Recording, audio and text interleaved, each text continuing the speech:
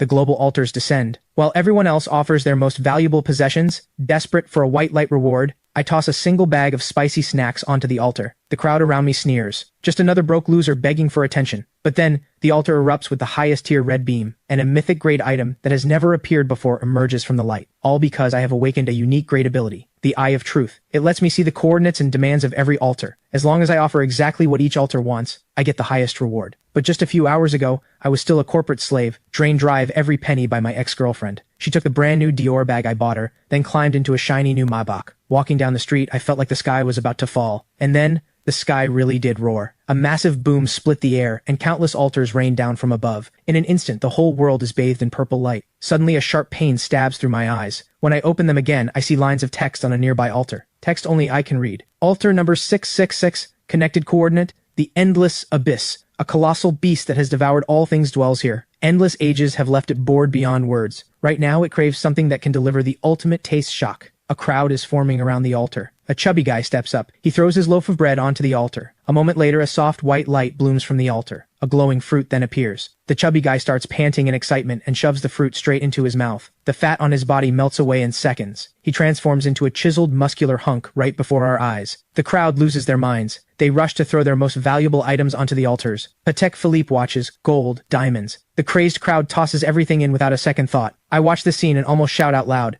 because only I know that the creature behind this altar only wants the ultimate taste shock. And it just so happens, I have exactly that. A friend once brought me a bag of Reaper spicy strips from overseas. I licked it once, and my backside burned for 3 days and 3 nights. If a single loaf of bread earns an enhancement fruit, what would I get by giving it exactly what it craves? With that thought, I sprint home. I tear through every drawer until I find that bag of Reaper spicy strips. Once I calm down, I do not rush back out. I open my computer to check the news. Sure enough, the entire global internet has exploded. Every website is flooded with one word, altars. A tycoon offered a truckload of gold. He was granted extraordinary power, because after he hauled in crates of gold bars by truck and dumped everything onto the altar, he got a blue light reward. The altar returned a seed glowing with blue radiance. After swallowing it, the tycoon gained the terrifying ability to summon vines. One more piece of news catches my attention. Sakura Nation. Offering failed. A flesh-eating demon was summoned. It turns out a master offered his ancestral sword. What appeared instead was a demon wreathed in black mist. Casualties in Sakura Nation are catastrophic. The military is now involved. I read the news and suck in a sharp breath. So a failed offering can summon disaster. That means giving each altar exactly what it wants is everything. At that moment, my phone buzzes violently. Dragon Nation official alert. Initial research has revealed major risks and limits with the mysterious altars. Each person may offer to the same altar only once, and may make at most 3 offerings per day. The descent of the altars also triggered an unknown energy pulse, which has destroyed every surveillance device on the planet. My heart clenches. This is a gift from heaven. I check the time on my phone. 10 p.m. I pack up the Reaper spicy strips. Without hesitation, I sneak back to the plaza. The place is empty now, with only scraps of leftover offerings from the day. I pull the Reaper spicy strips from my pocket and carefully place them on the altar. The altar reacts violently. A red beam of light erupts toward the sky. In an instant, the entire city is bathed in blood-red light. Even residents miles away on the streets are terrified by this earth-shaking sight. And then,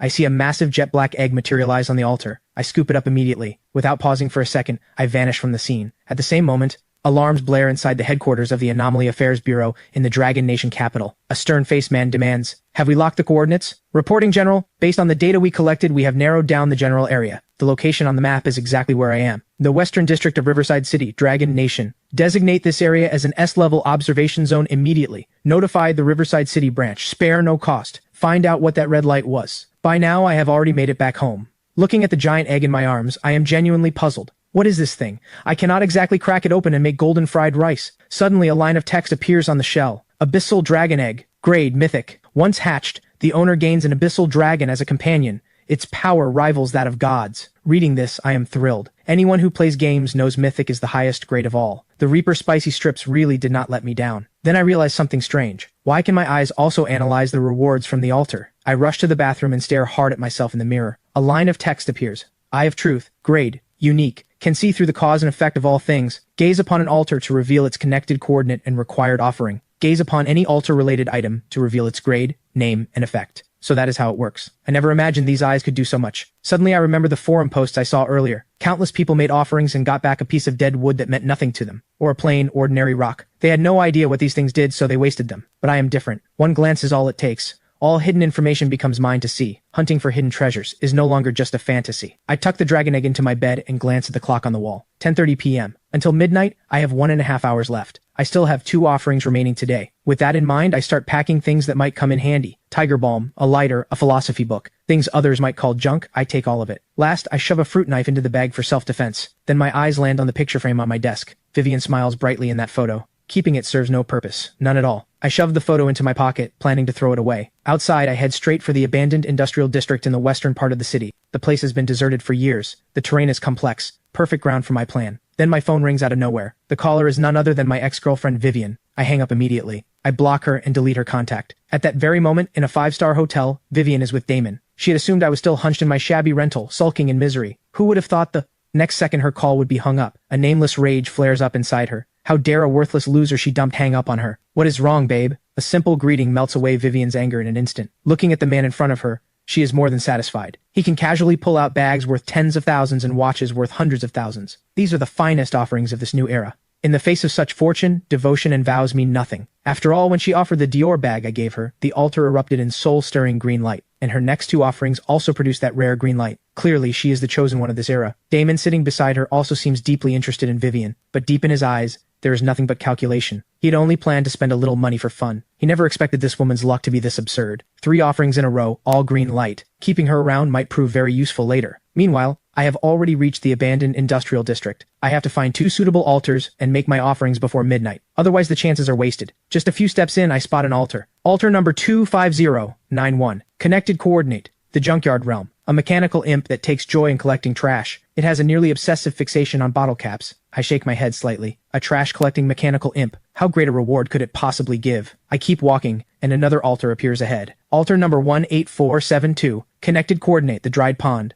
A carp spirit on the verge of dying of thirst only wishes for one more sip of sweet fresh water. Not satisfied with this one either. I keep moving until I reach a small alley filled with trash. After making sure no one is around, I lock my eyes onto another altar. Altar number 4444. Connected coordinate. The Theater of Sorrows. A tragic heroine doomed to repeat her role on stage forever has grown deeply weary of her predetermined script. She now craves an item born from real betrayal, soaked in pure hatred and burning resentment. My breath catches. The altar number is 4 4s, and the demand is impossibly specific. But wait, I just got dumped. I pull out the photo of Vivian. I drag the fruit knife across her face. Afraid I cannot channel enough hatred and resentment, I close my eyes and start remembering. You came down with a fever? I already promised my best friend we would go shopping. Just drink more water yourself. Where is my gaming account? I sold it. Men who play games are wasting their lives. I am keeping that few thousand to buy us nice food. You should grow up. I am not going to suffer alongside you. We were never meant to live in the same world. Please stop bothering me. Remembering all this, I suddenly smile. I pull the lighter from my pocket and flick it on. After scorching part of the photo, I place the offering onto the altar. A purple beam shoots up. The reaction is less explosive than the red light, but the news has not mentioned this color before. I feel a quiet thrill. 5 tattered ticket stubs appear. I grab them in my fist. The Eye of Truth activates. Text appears. Set item, ticket to Act 4. Grade, epic. One-time use. When used, it forces the target to relive their deepest fears or most painful memories. Their mind collapses for 3 seconds, leaving them unable to act. Epic grade. Not as powerful as the Dragon Egg, but a 3-second hard control item is enough to decide life and death in a fight, and this seems to be part of a set. What happens if I collect all the earlier acts? No time to think about it. Only 30 minutes left until midnight. I search through the entire industrial district. I find another altar. Altar number 7591. Connected coordinate. The Lost Crossroads. A lost explorer longs for the right direction. I shake my head, turn, and walk away. There is no advice I can offer for that demand. After walking a bit further, another altar catches my eye. Altar number 1988. Connected coordinate. The Silent Library. An elderly head librarian longs to hear one heartfelt word of praise from another. I almost choose this one. But then I remember the bitter days I have lived through. I have to maximize my gain. After wandering around in a wide circle, I finally discover a massive factory workshop. Inside is an altar. Altar number 101010. At first, the number does not impress me. Then I realize something. This number is binary code. A line of text appears. Connected coordinate. The Logic Singularity. A super AI on the verge of awakening self-awareness. It has mastered every form of complex reasoning, but still cannot understand one paradox. Why do intelligent beings ponder questions that hold no meaning for survival? It craves a sample of such useless wisdom. I decide instantly. This is the one. I pull a book out of my backpack. A philosophy book called Being and Nothingness. The match is absolutely perfect. I place the book on the altar. A piercing screech tears at my eardrums. The air fills with the burnt smell of fried electronics. I panic for a second. Did I just fry the AI's processor? Then suddenly, a pillar of golden light bursts toward the sky. The entire workshop is bathed in light. My heart pounds wildly. In just a few hours, I have collected red, purple, and gold lights. 3 colors not even reported online. Suddenly, a deadly chill rushes at me from behind. The bright light lets me catch a glimpse of a dark figure. He charges at me with inhuman speed. His blade is about to plunge into my back. But the next second, the attacker's body suddenly freezes. A scream of agony follows. His knife clatters to the floor. He clutches his head in pain. Because in the split second before I could react, I had already used the ticket to Act 4. 3 seconds of being trapped in his most painful memories. I yank the fruit knife from my waist. One swift strike, and he is finished. Then I lean against the wall, shaking uncontrollably. It is my first time killing someone. Looking at the corpse, I turn my head and throw up everything in my stomach. A moment later, I force myself to stand. So high-tier light pillars mean opportunity, but they are also a death warrant. They attract predators lurking in the dark. Then I notice something on the corpse. 2 dim white orbs of light hover above the body. The Eye of Truth activates. Light step leggings. Grade. Common. Slightly increases movement speed and jumping power. Status. Unbound. I look at the second item. Crude Stamina Charm. Grade. Common. Slightly increases physical endurance. Status. Unbound. Those words send a shock through my mind. A brutal rule surfaces in my head. Kill and claim. Take down a target, and the items they earn through offerings become yours. This guy had 2 practical items on him. He has probably done this to others before. So why is the entire internet full of light pillars and rewards, but not a single post mentions this risk? The more I think about it, the colder my blood runs. It is not that nobody knows. The ones who know have all chosen silence. Some of them are like the corpse on the ground. Others want to be the hunter. And some simply do not dare to speak. The government, for example. Announcing this would be admitting that the existing social order has already collapsed. The Dark Forest law is taking over. The entire world would spiral into chaos. With that thought, I cannot afford to waste time. I gather up the 2 white orbs and look toward the center of the altar. A fist-sized metallic cube sits there. The Eye of Truth activates. Dimensional Vault.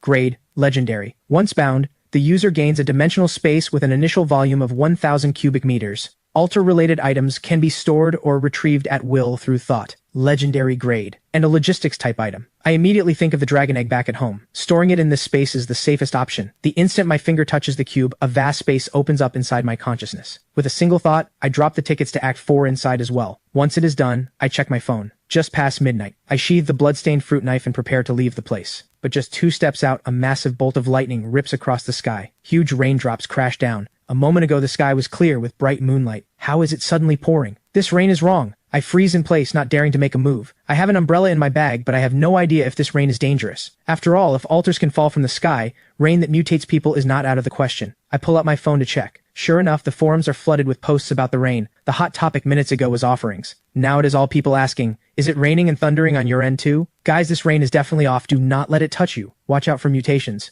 Oh no, I got rained on. I have never even held a girl's hand. Please do not turn me into a zombie. Post refresh at lightning speed, and my heart sinks bit by bit. If this rain really does infect people, the consequences are unthinkable. Before I can come up with a plan, a red flagged post makes my heart drop. Holy crap, something huge just happened. The altars are gone. After collecting the red, purple, and gold lights, 3 colors that have never appeared online, I had been getting ready to head home. Then the clear moonlit sky suddenly turned into a downpour. The forums are flooded with posts about the rain, refreshing faster than I can read. But the most alarming post is not about the rain. It is the red-flagged headline. Something big is happening. The altars are gone. I whip my head around to check. Sure enough, the altar behind me has vanished. And to my horror, the corpse from before is also gone. But I am certain no one has been here. The only explanation is the rain. When it falls, the altars disappear. It also washes away every trace of the previous day. Combined with the destruction of all surveillance equipment worldwide, this is the perfect environment for murder and theft. Since the rain itself is harmless, I pull out my umbrella and head home. Not long after I leave, the Anomaly Affairs Bureau arrives at the scene. They quickly locate the workshop where the altar had been. Commander Ryan immediately turns toward the back of his team. A young woman in her 20s steps forward. After her offering yesterday, she gained an ability. Energy Rewind. It lets her sense the residual energy fluctuations in a space. The higher the tier, the clearer the trace. Agent Emily closes her eyes and starts to feel. Suddenly, she lets out a stifled gasp and stumbles backward. Ryan catches her instantly. What is it? Emily breathes hard, her voice trembling. This is completely different from the previous scene. That one was a firefly. This is bright as daylight, warm as the sun. A team member cannot help but speak up. Could it be gold light? Ryan's face turns grave instantly. Lock down this area. Conduct a thorough sweep.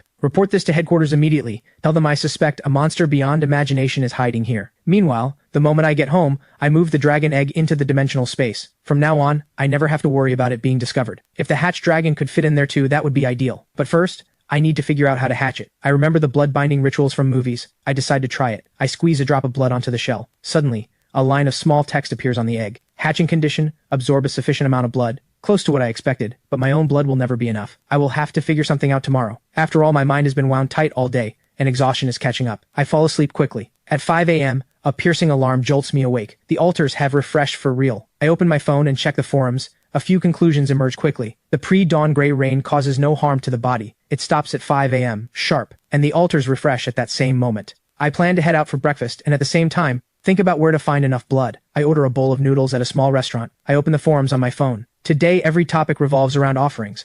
Plenty of people have turned into compulsive gamblers over the altars. While I am eating, I overhear a conversation at the next table. One of the men leans in and says in a hushed tone, "Look at all those people out there, obsessed with offering to altars, tossing antique jade pieces in there like degenerate gamblers. They have forgotten one important thing." The other man asks, "What could be more important than the altars?" People still need to eat. They have to eat. So food, oil, and rice are always essential. I am planning to snatch up a small food processing factory at rock-bottom prices. When those lunatics burn through all their money and come crying for food, I will be the food king of Riverside City. At those words, a bolt of lightning explodes in my mind. Food processing involves meat. And where does that meat come from? Slaughterhouses, without a doubt. If I can buy out a slaughterhouse at a bargain price, the blood problem solves itself. I rush back home, open my computer, and start digging through listings. Because of the altars, many factories are now up for sale. I quickly lock onto one listing. Small slaughterhouse on the western outskirts of Riverside City. Urgent sale due to personal reasons. Price negotiable. Without hesitation, I dial the number. We agree on a meeting time. After hanging up, I check my account balance. To some people, this amount would not even cover a single decent offering. But for me, it just might buy a private dragon's nest. 2 p.m. I arrive at the western outskirts of Riverside City. A middle-aged man comes out to greet me.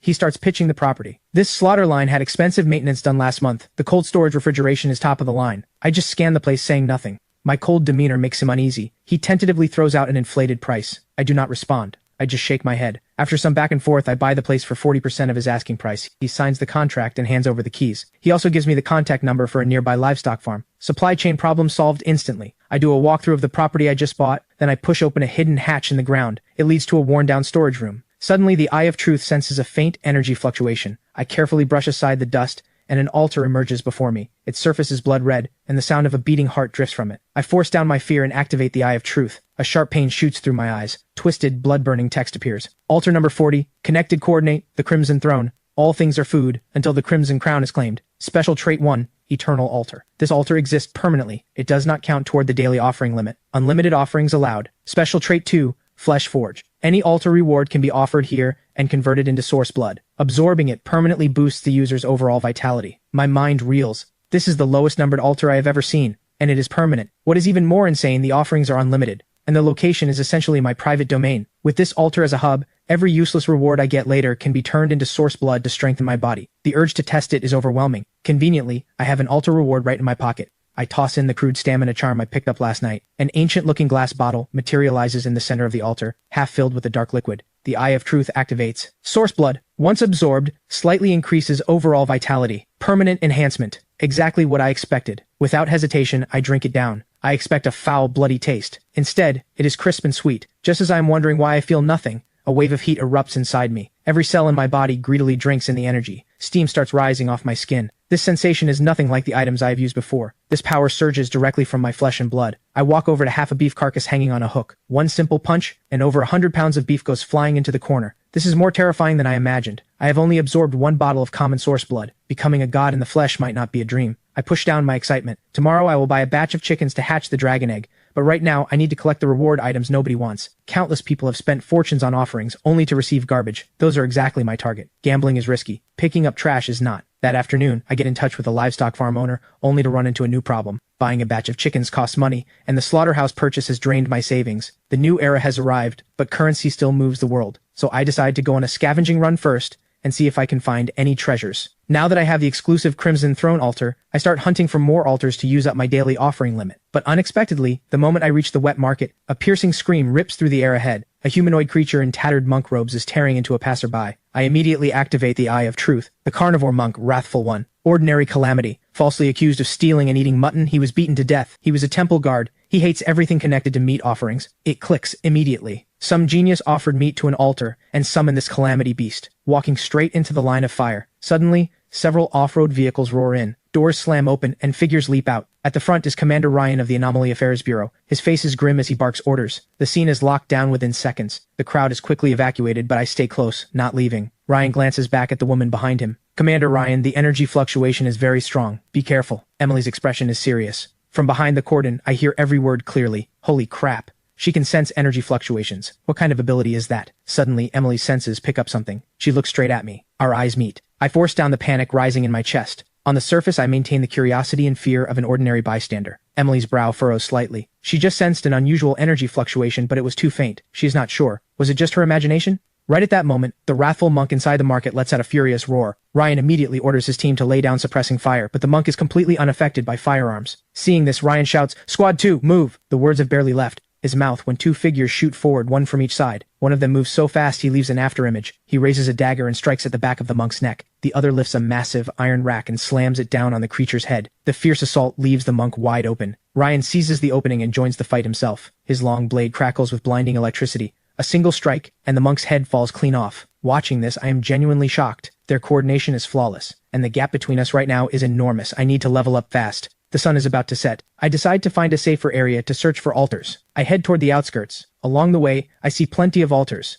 but their overall quality is even worse than the first day. As I walk past an unfinished building, the Eye of Truth picks up a faint energy fluctuation. I climb the stairs to the second floor. A strangely shaped altar appears before me. Altar number 1955. Connected coordinate. The City of Eternal Clocks. A clockmaker god who pursues absolute precision. Because the eternal clock he created is too perfect, he has fallen into endless boredom. He longs for change. Reading this, I cannot help but mutter, is this guy just bored out of his mind? The altar number is low, which suggests good rewards, but time cannot be seen or touched. I cannot think of any offering that fits, so I leave for now and search elsewhere. As I head deeper into the outskirts, I find another altar. This one is woven from spider silk. Altar number 37112. Connected coordinate the pig demon's lair. A pig demon mother who has lost her singing voice. Her child cries every night from nightmares. She wants to sing the pig demon's lullaby once more to soothe him. Reading this, my head starts spinning. I cannot even hum a single human lullaby all the way through. A pig demon's lullaby is way out of my league. I turn and leave, frustrated. 2 failures in a row are starting to make me anxious. Just as I am about to give up on this area, a faint glow from a bus stop catches my eye. I quickly walk toward it. An altar built entirely from matchsticks comes into view. Just standing near it,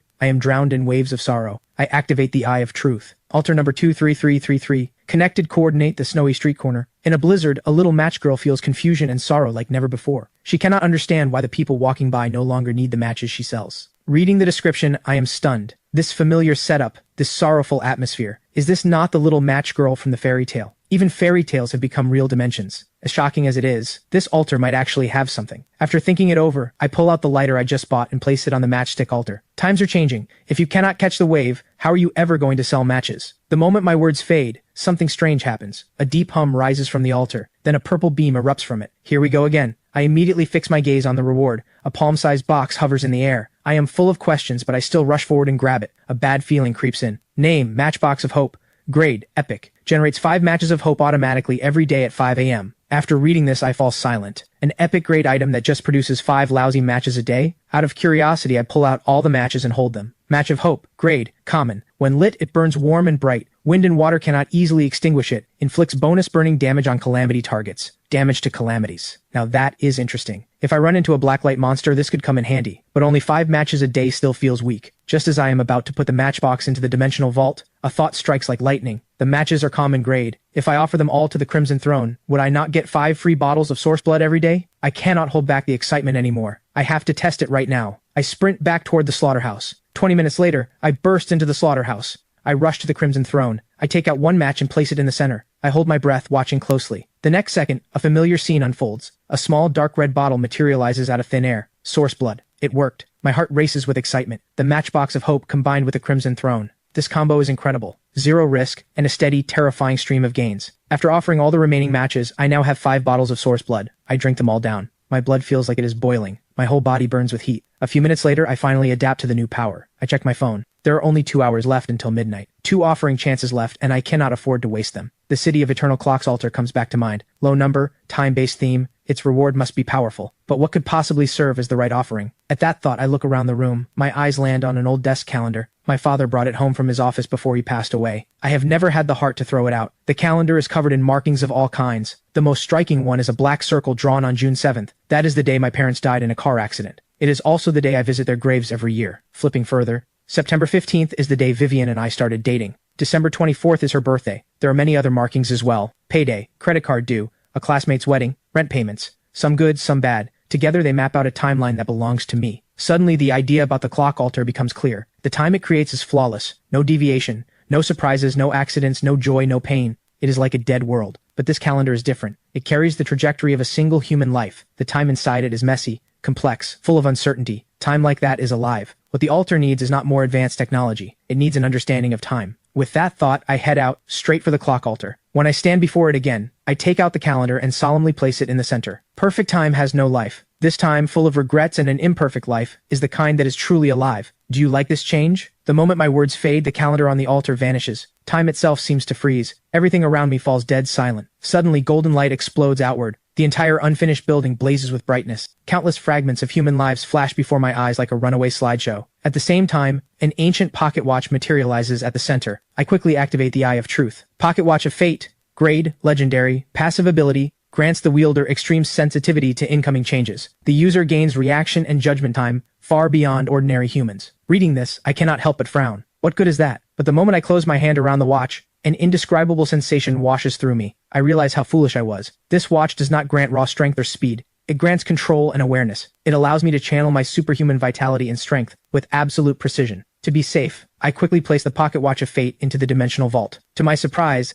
the resonance with the world does not weaken at all. It still works. From now on, if I ever face another sneak attack, I can take them down without using any of my trump cards. I check the time again. 10:40 p.m., just over an hour until the altars refresh. One last offering left. But after combing through the entire area, I only find two useless altars. One connects to a swamp full of giant mosquitoes. The other connects to a dung beetle paradise.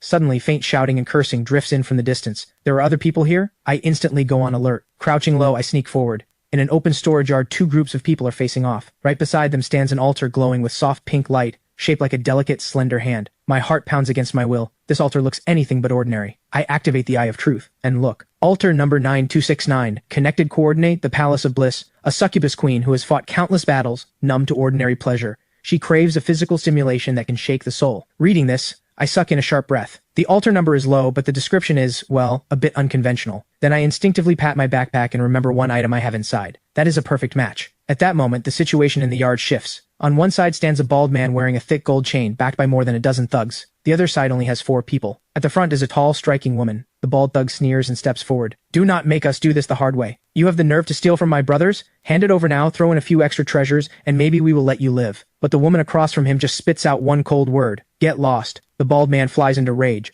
Brothers, get them! Just as the dozen-plus thugs charge in screaming, the 4 on the woman's side instantly form a defensive formation. The woman, dagger in hand, charges right back at the thugs. The others are no slouches either. One of them, a powerhouse type, swings a steel pipe with brutal force. The other 2 strike at the legs and groin. The thugs start losing ground fast. The bald man roars in fury and unleashes a kick at the powerhouse fighter. The man spits blood instantly and flies a few meters back. With the bald man joining the fight, the tide turns instantly. The woman's allies are cut down one after another. The bald man corners the woman against a shipping container. She does not back down. A flash of cold ferocity crosses her eyes. All of you, die. The bald man senses danger and tries to retreat, but the woman crushes a flesh bead in her hand. Black mist sweeps across the entire yard. From within emerges a creature over 3 meters tall. Holy crap. A black light monster. The thugs freeze in horror. But what happens next is even worse. The monster turns the moment it appears and immediately rips the closest powerhouse fighter in half. The bald man is scared out of his wits. She is insane. That woman is completely insane. She kills her own people. The thugs scatter, but the monster has already surrounded them. A one-sided slaughter begins. I watch from the sidelines, my heart pounding. This woman is genuinely ruthless. To escape, she is willing to drag everyone down to hell with her. She is a walking time bomb. Within minutes, the only one left fighting is the bald thug, struggling to escape. But with one leap, the monster pins him down. A few minutes later, the yard has become a slaughterhouse. The thugs and the woman's allies are all corpses now, but the monster keeps prowling, looking for more targets. The woman who summoned it is hiding behind a pillar,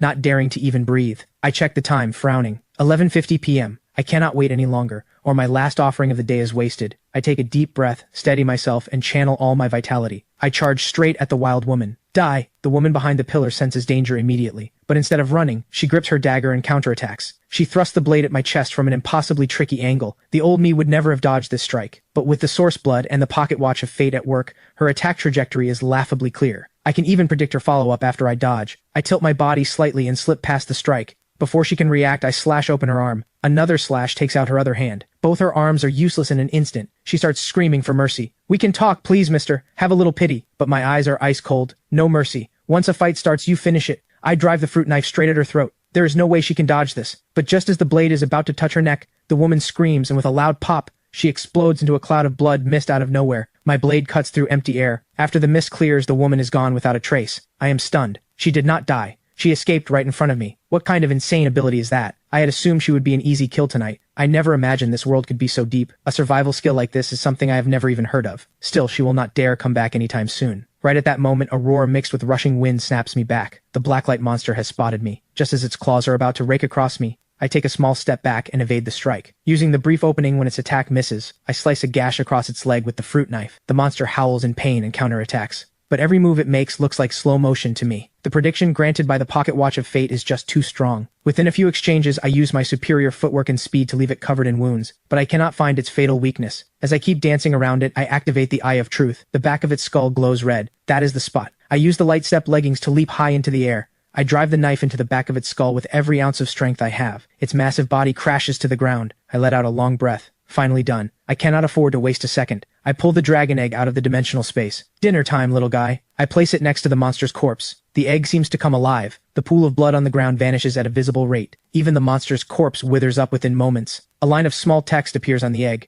Hatching progress, 2%. My heart races with excitement. The breeding strategy works. I am thrilled. I place the dragon egg back at the spot where the two groups fought. Within moments, the egg drains every drop of blood from the ground. A few scattered orbs of light pop up beside the corpses. I scan them briefly. Nothing valuable. I toss them all into the dimensional vault. Once I get back, I will convert them into source blood. This haul is a jackpot. With everything done, I turn my eyes toward the seductive succubus altar. Craving stimulation, my succubus queen? Then feel the charm of fire and ice. I pull out the tiger balm. I place it on the altar. The jade hand seems to come alive. A purple light quickly wraps around me. With a stimulant this intense, I figured it would at least trigger a red mythic light, but all I get is purple. Looks like this queen has seen way too much in her time. But the next second, something strange happens. The purple energy does not fade. Instead, it gathers on the altar into a human shape. A blurry figure slowly emerges. I instinctively grip my knife, but what appears is a stunning female figure with a perfect body. A pair of delicate little demon horns sit on her head. Behind her, a tail with a heart-shaped tip sways gently. A living, breathing succubus. Her dreamy gaze locks onto me. Mortal,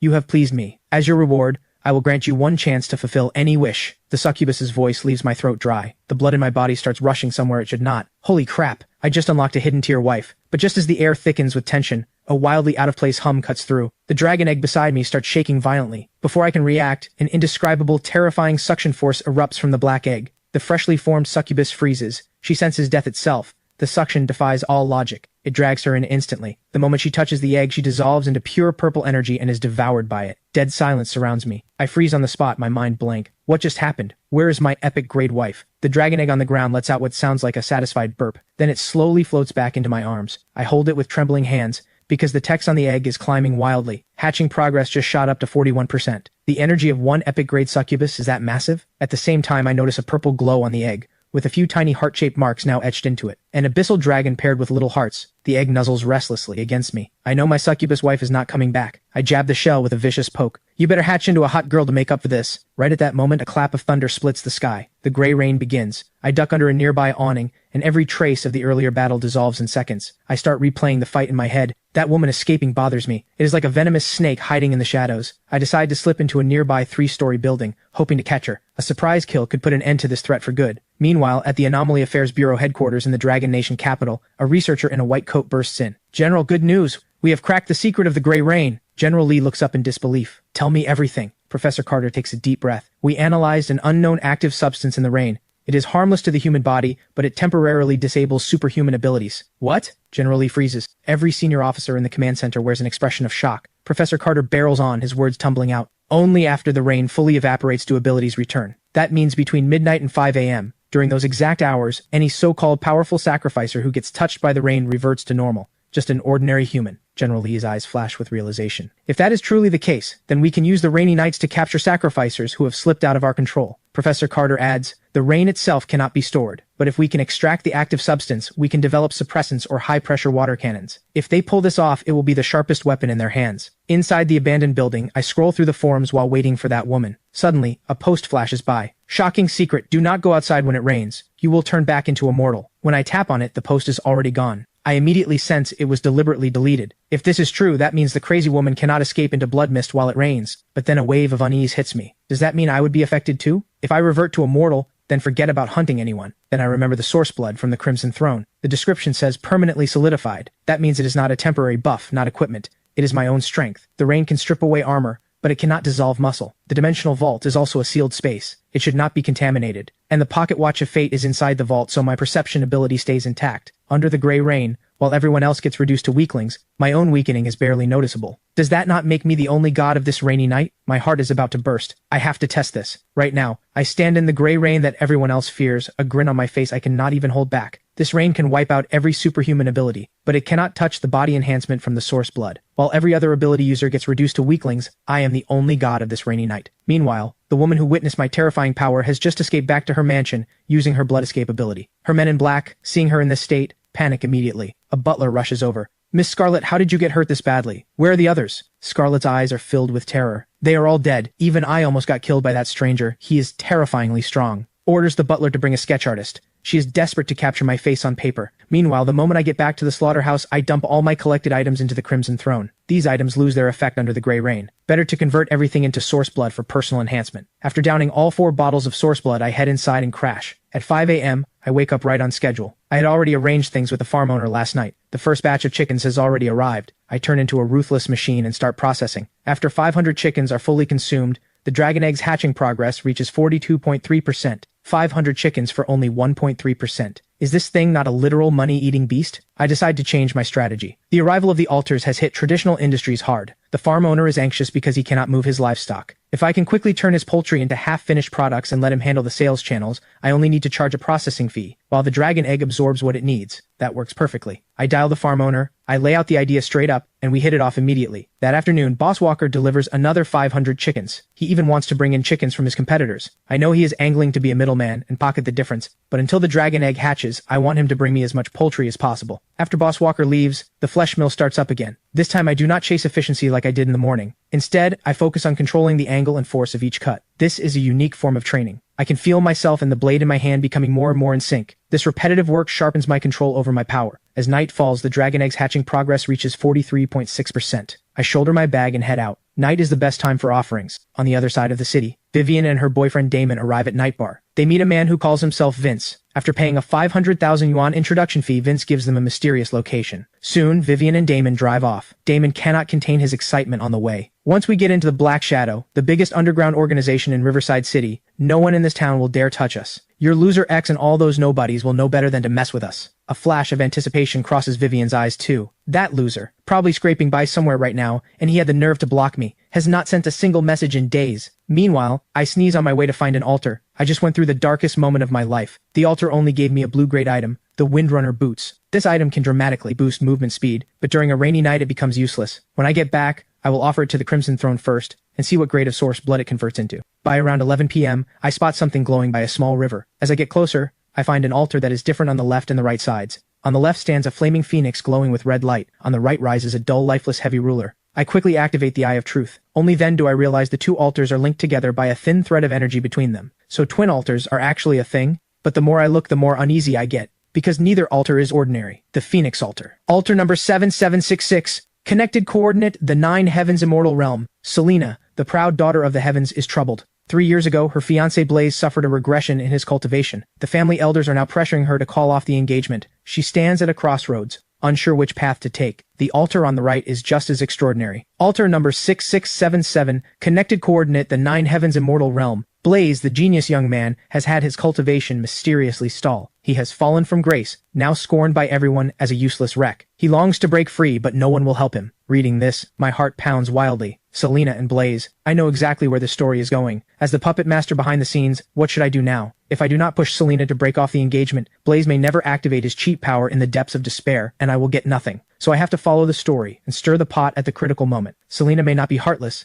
but the pressure from her family has already planted the seed of breaking it off. So let this breakup come even more violently. Driving Blaze to the edge maximizes the reward. I quickly grab a pen and paper and start fanning the flames. Selena, how can a phoenix flock with sparrows? The path of cultivation is brutal. He can no longer keep pace with you. To reach the summit, you must first cut what holds you back. I place the paper into the phoenix altar. The altar produces a gentle suction, and the paper vanishes. A vision screen suddenly appears on the altar. Selena is sobbing uncontrollably, clutching her engagement token from Blaze. Outside her door, the family elder's cold voice rings out impatiently. Selena, stop being stubborn. The ancestors have decided. The Blaze family is no longer worthy of marrying into the Nalan family. She bites her lip hard. At that moment, a red feather flies in through the window and lands on her hand, carrying a slip of paper. After reading what is written on it, she suddenly trembles and whispers to herself, "How can a phoenix flock with sparrows?" The confusion in her eyes vanishes. Her phoenix bloodline begins to boil. She crushes the jade pendant in her hand and walks off with the elder, heading to the Blaze household without looking back. When the vision fades from the altar, I have officially become the mastermind behind the breakup. But no reward appears on the altar. Does the system require both sides to play out first? I turn my eyes to the heavy ruler altar. I pick up the pen again and write another message. A tiger on flat ground does not bow, just waiting for the wind to rise and laugh at the mountains and rivers. Fortunes rise and fall, never look down on a poor young man.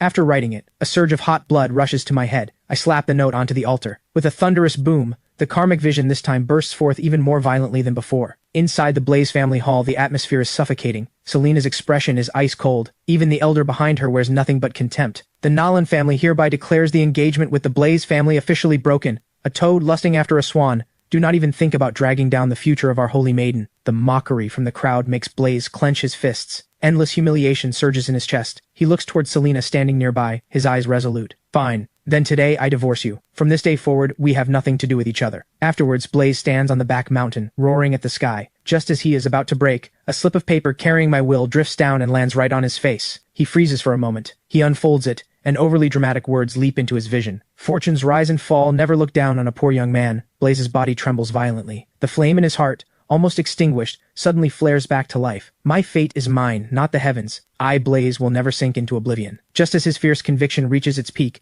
the black ring on his right hand bursts with brilliant light. An aura that has slept for ages awakens from within. Little one, you have suffered all these years. Outside, the vision screen shatters in that instant. A surge of energy crossing time and space slams into the altar. The reward this time is going to be earth-shaking. What grade will it be? I stare hard at the altars. The Phoenix altar on the left erupts with a pillar of black light shooting into the sky. A terrifying aura explodes outward, soaked in rage and resentment. Holy crap. Black light. I am done for. I have to run. But at that moment, the heavy ruler altar on the right also bursts forth with a pillar of energy. Blinding red light lights up the entire sky. I stop dead in my tracks. Red light. I am not running anywhere. Looking at the rewards from both altars, my scalp tingles. One pillar of soaring black light and one of the red light that drives everyone mad. I make my decision instantly. Not running. I turn and sprint straight toward the heavy ruler altar, snatching the item that appears within the red light, a dagger wreathed in black mist. At the same time, the ground beneath my feet shakes violently. A figure rises from the black light altar. Her face bears a slight resemblance to Selena's, but her expression is wild with madness, and her voice is dripping with hatred. You made me lose him. I quickly activate the Eye of Truth. Selena's inner demon wraith.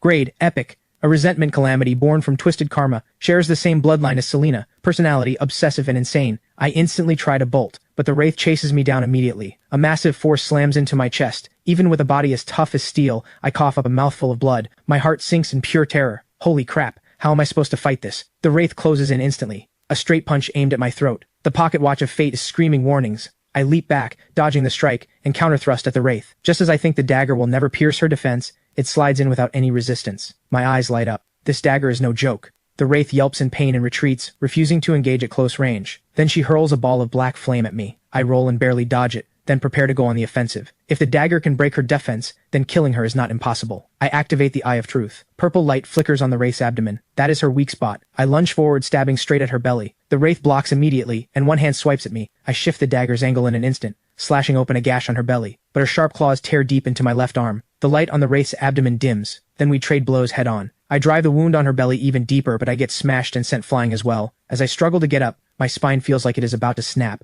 The light on the wraith's belly grows dimmer and dimmer. She presses her palms together, gathering every ounce of resentment in her body. A massive blade forms instantly and slashes down at me. This is exactly the opening I am waiting for. I throw out a ticket to Act 4. The wraith's giant blade dissolves instantly. Her face fills with confusion and regret. I burst forward at full speed, stabbing her abdomen again and again. Finally, her body crashes to the ground. The fight is over. My whole body is covered in wounds. My left arm and ribs are all broken. Even so, I do not forget the dragon egg. I take it out and quickly direct it to absorb the black blood on the ground. The hatching progress climbs rapidly, finally stopping at 49.6%. At the same time, the Eye of Truth catches something odd. The lingering resentment in the air does not dissipate. Instead, it all gathers into the black dagger. Only then do I remember I have not checked its properties yet. With the Eye of Truth active, the dagger's information appears before me. Soul Dagger Basic. Growth progress 97 points. Grade, growth type mythic, can devour souls, resentment, and fear to nourish itself. The wielder gains massive resistance to mental corruption. A flash of joy crosses my eyes. Another mythic grade item, and it resists mental attacks too. This is exactly what I have been missing.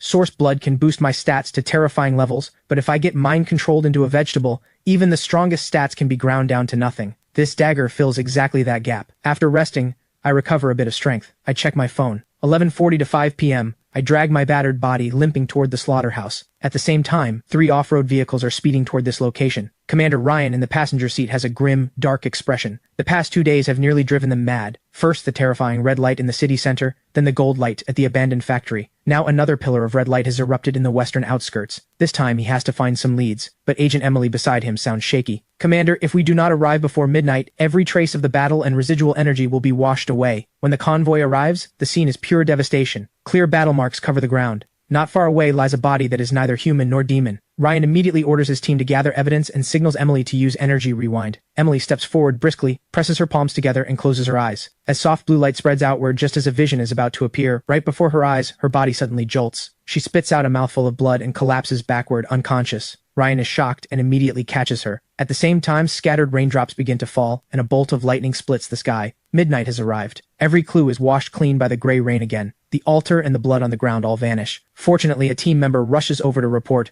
"We collected a few drops of blood." Ryan grits his teeth. "Report this to headquarters immediately. Notify everyone, all hands on deck tonight." Meanwhile, I finally make it back to the slaughterhouse. My injuries forced me to take over 2 hours just to walk back. The first thing I do is offer the Windrunner boots to the Crimson Throne. A brand new bottle of source blood appears. Grade, uncommon. Once absorbed, significantly increases overall vitality. Permanent enhancement. Seeing the words significantly increases vitality, I get a little excited and down it in one go. Shakes violently. A surge of power rampages through me. My bones and wounds regenerate at a furious pace. This uncommon source blood is the ultimate life-saving elixir. Moments later, my wounds start to scab over. I take out the dagger again. Tonight's battle has forged a bond between me and this weapon. Starting tomorrow, I have to keep slaughtering chickens. Every chicken I kill from now on will sharpen my striking technique, boost the dragon egg's progress, and improve the dagger's growth. A true 3-in-1 perfect cycle. The next morning I find that my wounds have nearly fully healed. I take out 5 fresh matches and offer them. After drinking down the 4 bottles of source blood, I call Boss Walker and tell him to bring me everything he has in stock. 1,200 chickens arrive shortly after. I pull out the soul dagger and begin training. After a full morning of processing,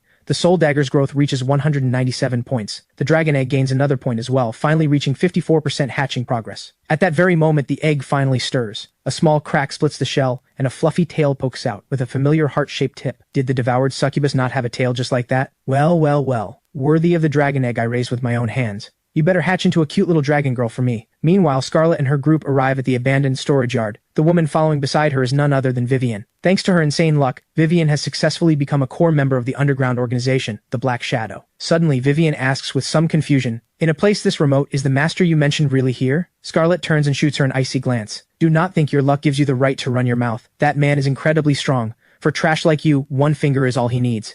If not for the informant saying red light appeared in this area last night, I would never dare risk coming back here." Not far away, on the rooftop of an unfinished building, a figure silently observes Scarlet's group. Reporting to the Bureau, suspicious target spotted at the abandoned storage yard in the western outskirts. Inside the Anomaly Affairs Bureau in Riverside City, Commander Ryan hears the report. A flicker of relief crosses his grim face. Finally, a lead. After acquiring both the Mythic-Grade Dragon Egg and the dagger, I finish processing 1,000 chickens in just one morning. The Soul Dagger and the Dragon Egg's progress have both surged. I am in a great mood, ready to head back into the city and find chances to make offerings. But just as I step into the bustling pedestrian street, a piercing, despairing scream tears through the air. A middle-aged man clutches an empty box, wailing, "My wife left me. My daughter does not even recognize me. What is the point of living anymore?" The security captain beside him looks annoyed. "You think this is a wishing well? When you were gambling like a degenerate, did you ever think about the consequences?" The crowd around the man is buzzing with chatter. From their words, I piece together what happened. The man sold his house, bought a jade pendant,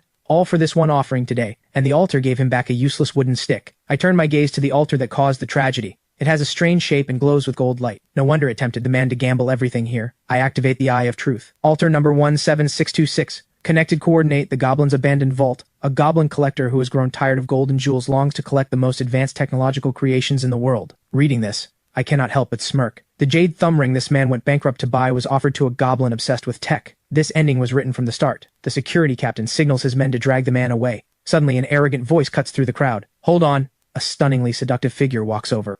None other than Vivian herself. She lifts her chin, basking in the greedy stares around her, then glances at the middle-aged man. "If you die, you really lose everything. Want to get back what you have lost?" Hope flares in the man's eyes. "Yes, I want to. Whatever you want me to do, I will. If you want offerings every day to gamble with, then come with me."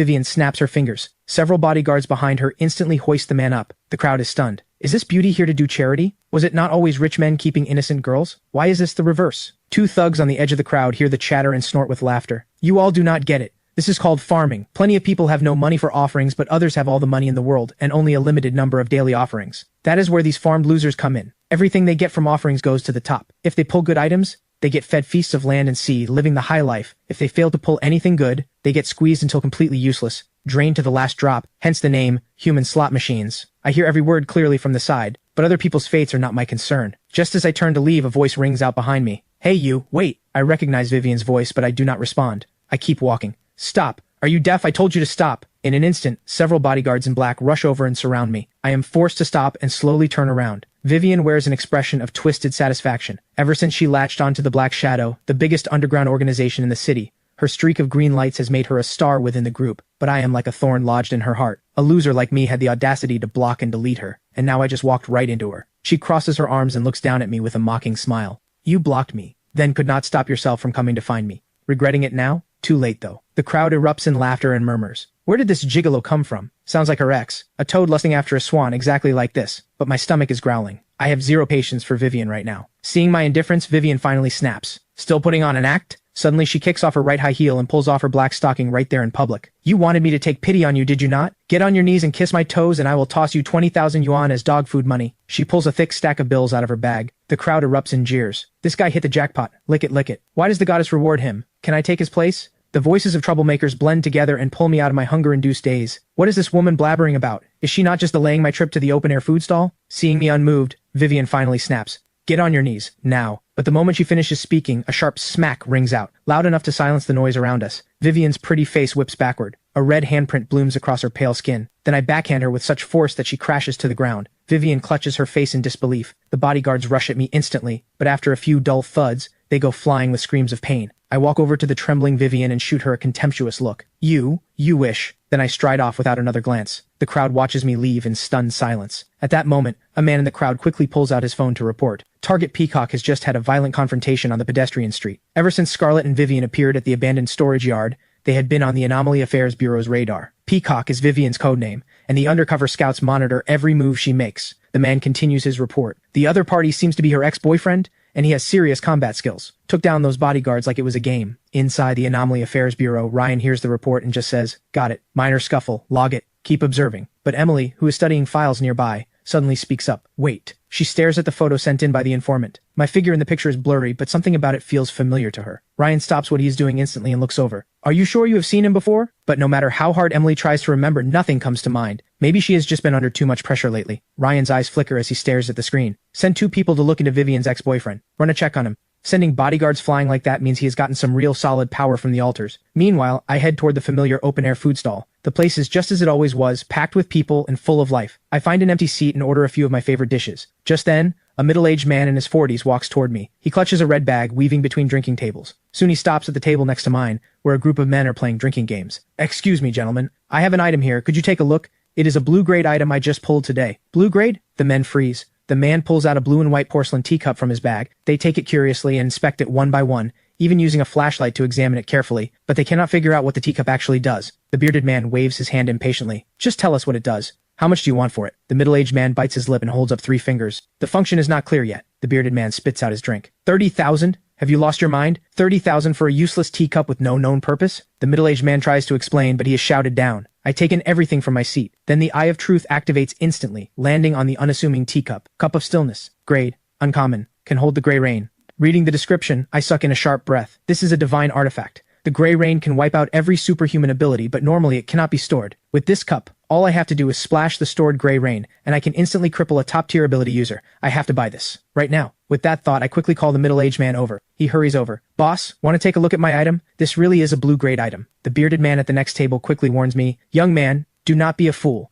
This guy is obviously a con artist. A real blue-grade item costs way more than a few tens of thousands. I just smile, nod, and gesture for the man to sit down. Waiter, add 2 more chicken legs and a large beef chow mein. This guy is hungry. Extra meat, please. The middle-aged man cannot believe it. Not only does the boss not chase him away, he is even buying him food. This young man looks harmless enough, but is he secretly planning to harvest my kidneys? When the hot food arrives, the middle-aged man digs in greedily. After he finishes, I say, I will take the porcelain teacup. His name is David, a former senior investment analyst. His daughter fell seriously ill, draining every penny of his savings. With no other options, he was forced to sell the porcelain teacup. After we settle the deal, I take David with me to withdraw the cash. On the way, David clutches the porcelain cup, looking uneasy. Young man, do you really trust me? Hearing that, my footsteps slow. Uncle David, what I trust is not the cup. It is the spirit of a father willing to give everything for his daughter. The most precious thing in this world is not treasure. It is the light that still burns in your eyes. All this time, he has endured nothing but cold stares and mockery. My words are like warm sunlight to him. Young man, I will never forget your kindness. I swear, if I ever get the chance, I will repay you. I quickly withdraw the cash. When the heavy stack of 30,000 yuan lands in his hands,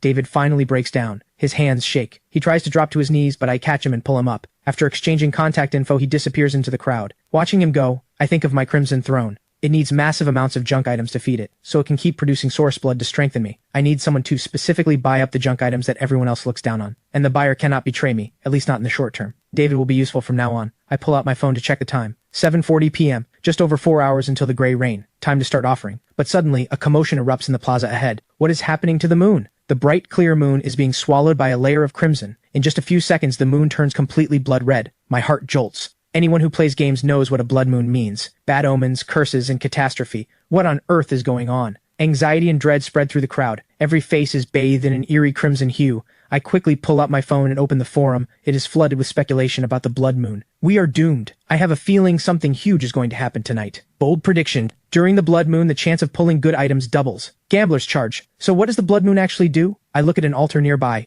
It looks like a rusted-out vending machine now growing eerie under the blood moon's influence. I activate the Eye of Truth. Altar number 20247. Connected coordinate the mechanical wasteland. A vending machine spirit wandering through the wasteland. It collects all kinds of currency. Blood moon effect. 10 offerings remaining. A gambler steps up and tosses his last coin into the altar. The coin vanishes instantly, and the remaining offering count drops by 1. But here is the strange part. The reward item gives off no light at all, and is wrapped in a layer of blood mist. No matter how close anyone stands, nobody can see what is inside. My pulse races. Under the blood moon, altars now have limited offering counts, and the offering process no longer reveals reward light. Only the offerer knows what they got. This is heaven sent for me. Even if I pull 3 red lights in the middle of the pedestrian street, everyone will just assume I got nothing good. I need to find altars fast. I quickly complete 2 offerings, but the results are disappointing. One only gives me a blue-grade longsword. It cuts steel like mud and is virtually indestructible, but I am the man who already owns a mythic-grade soul dagger. This longsword is just a snack for the Crimson Throne. The other altar gives me a purple-grade pauldron, the Beast Wrath Pauldrons. Once equipped, it grants an active skill that briefly unleashes berserker power, followed by a long period of weakness. Looks like converting it into source blood is its only fate. I wonder what epic grade source blood tastes like. Finally, at a street corner, I spot another altar. The Eye of Truth activates. Altar number 1050. Connected coordinate the lost sea of stars. An ancient stargazer lost at the edge of the cosmos. The light he spent his entire life chasing has gone out. He longs to see the light of hope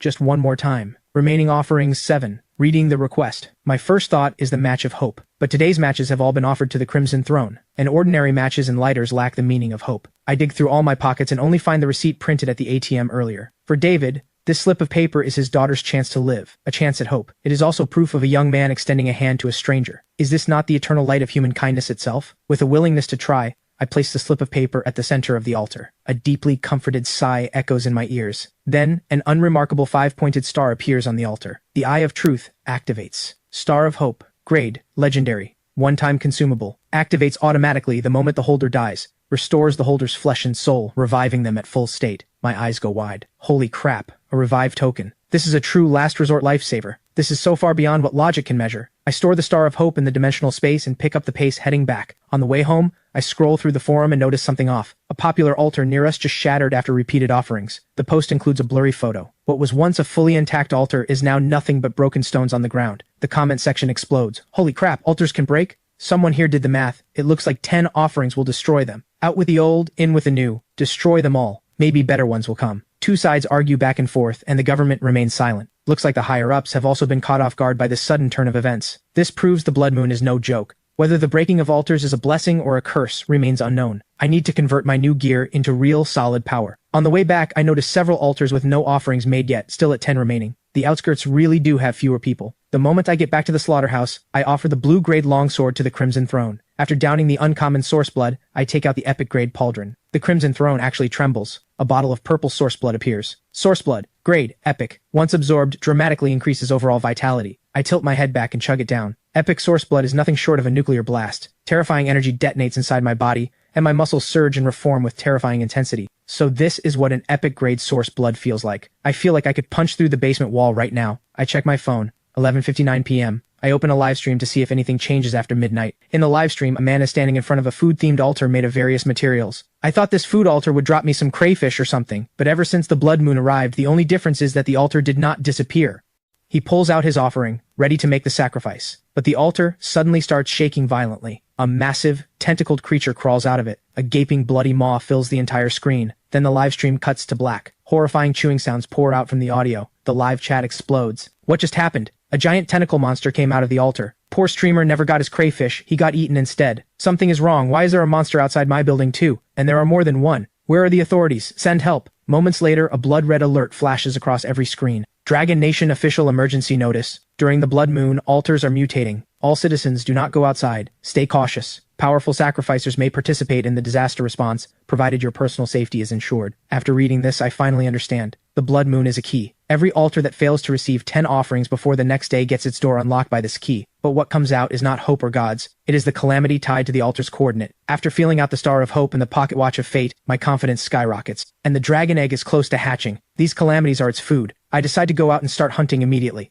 I step outside, ready to slaughter calamities. I quickly spot an altar nearby, with a woman in a blood-red cloak standing beside it. The Eye of Truth activates. The Witch, grade common. Just as I thought, the first blood moon's monsters are all low grade. I sneer and creep up behind her. The soul dagger flashes cold, and I successfully pierce her heart from behind. A piercing scream tears through the night. The witch dissolves into a pool of black blood. At the same moment, the altar beside her bursts apart. Among the rubble, a small glowing object appears. Altar fragment. Used to maintain the normal operation of altars. I have no idea what it does, so I just toss the fragment into the dimensional vault and pull out the dragon egg. The egg quickly drains every drop of the witch's blood. The hatching progress climbs from 54% to 55.8%. The lingering black mist also gets absorbed by the soul dagger right then. Its growth progress reaches 214. Way better than slaughtering chickens. This blood moon is basically a high-level XP grind. I am grinding all night. After searching a bit, I lock onto my second target. Giant trash beast, grade common. One punch ends the fight. I pick up another altar fragment. The more I kill, the more excited I get. For the weak, the blood moon is a disaster. But for me, the opposite. These calamities and shattered altars are once-in-a-lifetime resources. Suddenly, my brow lifts. Up ahead, a creature covered in bone spikes is excitedly gnawing on an altar. The Bone Demon. Grade. Elite. Finally, something different. Elite grade means green grade rewards. I decide to one-shot it. I launch a flying kick at the Bone Demon. But it suddenly turns, and red light flares across its body. My kick only pushes it back 2 or 3 meters. No real damage at all. So elite calamities have more than just better stats. They have mechanics. I charge in again. Meanwhile, inside an abandoned factory, a brother and sister huddle behind a shipping container, trembling. They are trapped here by a mutated monster. The creature is staggering toward them. The brother grips an iron rod tightly, but the next instant, the monster teleports right in front of them. Without a moment's hesitation, the boy shoves his sister aside and lunges at the monster. The creature raises a massive bone blade. His sister watches in horror as her brother's body is sliced in two. Elsewhere, on a snowy mountain, countless soldiers are fighting back against a monster. Their bullets only spark off its hide. The platoon leader roars, "Even if we cannot beat it, we have to fight. If this thing reaches the foot of the mountain, the villages below are all finished." On a Gobi wasteland somewhere else, a 5-person squad is covered in wounds, but their faces glow with excitement. They just defeated an elite calamity. The squad captain picks up 3 altar fragments. Headquarters wants to study what these things do. They even ordered us to buy them at a high price. Tonight we need to push harder. The red-haired woman beside him sneers. A squad as strong as ours took all night to get 5 fragments. Even the government elites cannot do better than us. Headquarters does not actually think these fragments are easy to get, do they? Meanwhile, on the other side, I wipe the sweat off my forehead and grumble that I just wasted my time. The Bone Demon has been smashed to pieces, but it did not bleed a single drop. Useless for raising the dragon egg's hatching progress. What a rip-off. After picking up 3 altar fragments, I melt back into the night. If I push harder, maybe my little dragon girl will hatch tonight. By the time I have completely cleared this entire area, the dragon egg is almost ready to hatch, but there is not a single monster left in this zone. I replay the night in my head. Common calamities get crushed in front of me. Only elites with mechanics can put up even slight resistance. One iron giant could actually shrug off the soul dagger, immune to all slashing and piercing damage, but once I figured it out, I just laughed and reduced it to scrap with my fists. There was also an elite nightmare. Its mechanic was creating illusions. I appeared inside a love hotel, and the moment I opened the door, I saw Vivian and her rich boy boyfriend in the middle of a heated scene. It did not faze me at all. One slash sent them off as lovers in the underworld. The nightmare lost its powers, and I crushed it with one hand. Suddenly, I sense something. I look up at the sky. The red on the moon is fading fast. I check my phone. 4 a.m., so the blood moon ends at 4. I check the progress on the dragon egg and the soul dagger. The dragon egg's hatching progress is at 82.8%, and the soul dagger's growth has reached 647. So far, the soul dagger has not shown any of the swagger of a mythic grade item. Once its growth maxes out, it should evolve. I count the 31 fragments in my space and nod with satisfaction. Time to go home and sleep. When I am back at the slaughterhouse as usual, I trade matches for source blood and crash on my bed. But I have a deeply strange dream. I am a massive ant racing down a tunnel with a huge flesh grinder right behind me. If I stop, I get pulled in. Up ahead lies a pile of crushed corpses left by the grinder. A chill runs through my entire body. Suddenly a cold, eerie voice speaks. Only by eating them can you survive. I jolt awake. That nightmare was absolutely ridiculous, but the hunger in that dream felt completely real. I cannot figure it out. After calming down for a while, I pick up my phone. Out of habit, I open the forum. My face changes instantly. The screen is flooded with blood-red posts, even hotter than last night's blood moon event. One night of blood moon, countless dead and wounded. Please help, my neighbor died, my wife is crying her heart out. How do I comfort her? I get PTSD just looking at an altar now. Once bitten, twice shy. Wails, curses, and dark jokes flood every section. But what truly stuns me is the bright red pinned announcement. Dragon Nation official notice. Number 1. To respond to the changing situation, the official forum is now live. All citizens are required to register. Number 2. The government is now recruiting the Dragon Guard. Any citizen who is willing and capable may apply through the corresponding section of the forum. A representative will contact you. Number 3. Effective immediately, the government will purchase altar fragments without limit, at 20,000 yuan per piece. This is truly explosive news. My brow lifts. The Dragon Guard, huh? Interesting. They want to gather the scattered civilian power and bring it under their control. But the hottest topic on the forum is still the altar fragments. Everyone is speculating about what the fragments actually do because the government is paying a serious price. Most people have no way to obtain them. I think about the 31 fragments sitting in my dimensional space. They are now worth 620,000 yuan. In my old life, even 10 years of work might not have saved up this much. But until I understand what the fragments actually do, I am not selling any of them. Suddenly my phone buzzes. David is calling. Boss Ethan, thank you for your help. My daughter's medicine is sorted out.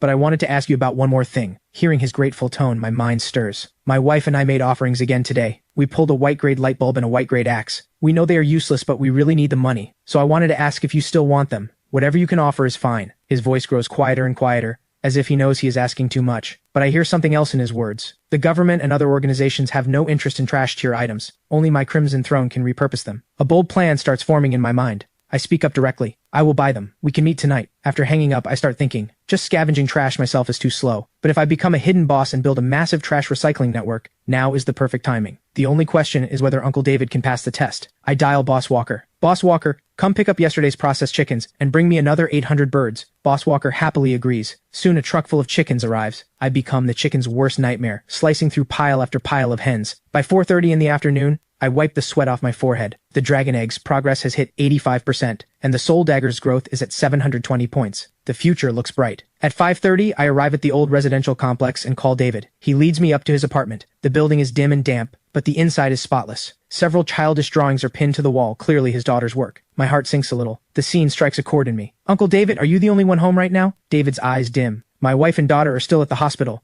We usually stay there with them. I only came back today to sell the items for some money. He pulls out 2 objects. I quietly activate the Eye of Truth, a glowing light bulb and a rusty iron axe, both common grade white items. Beyond feeding them to the Crimson Throne, they are completely worthless. David's face shows some hope. He carefully tries, how about 500? Or 500 for both. After saying the number, David tenses up. Terrified, I will think it is too expensive and walk away. Hearing the price, I feel a small jolt inside. 500 for a white grade item is basically a steal. This price would be snapped up instantly. I do not rush to agree. Instead, I ask, do you know a lot of people? David smiles bitterly. My old friends all avoid me now. The only people I deal with these days are other patients' families. I see an opening. I pull out an altar fragment and ask if he recognizes it. David's pupils dilate. I saw this on the forum. If you kill a monster during the blood moon, the altar drops one of these. The government is publicly buying them at 20,000 yuan. David takes a deep breath, trying to compose himself. Boss Ethan, are you asking me to sell it for you? I see the admiration in his eyes. I pat David's shoulder and lay out the deal directly. I am giving you this altar fragment. You sell it. I only want 20,000. The rest of the markup is yours. David's head snaps up. He thinks he misheard, but his expression quickly shifts from ecstasy to confusion. The money you make, you do not need to hand it to me directly. I want you to go to those patients' families and buy more items like these for me. I do not care what price you pay. I will pay you 500 yuan per item. Not 500 for 2, 500 for each one. Hearing this,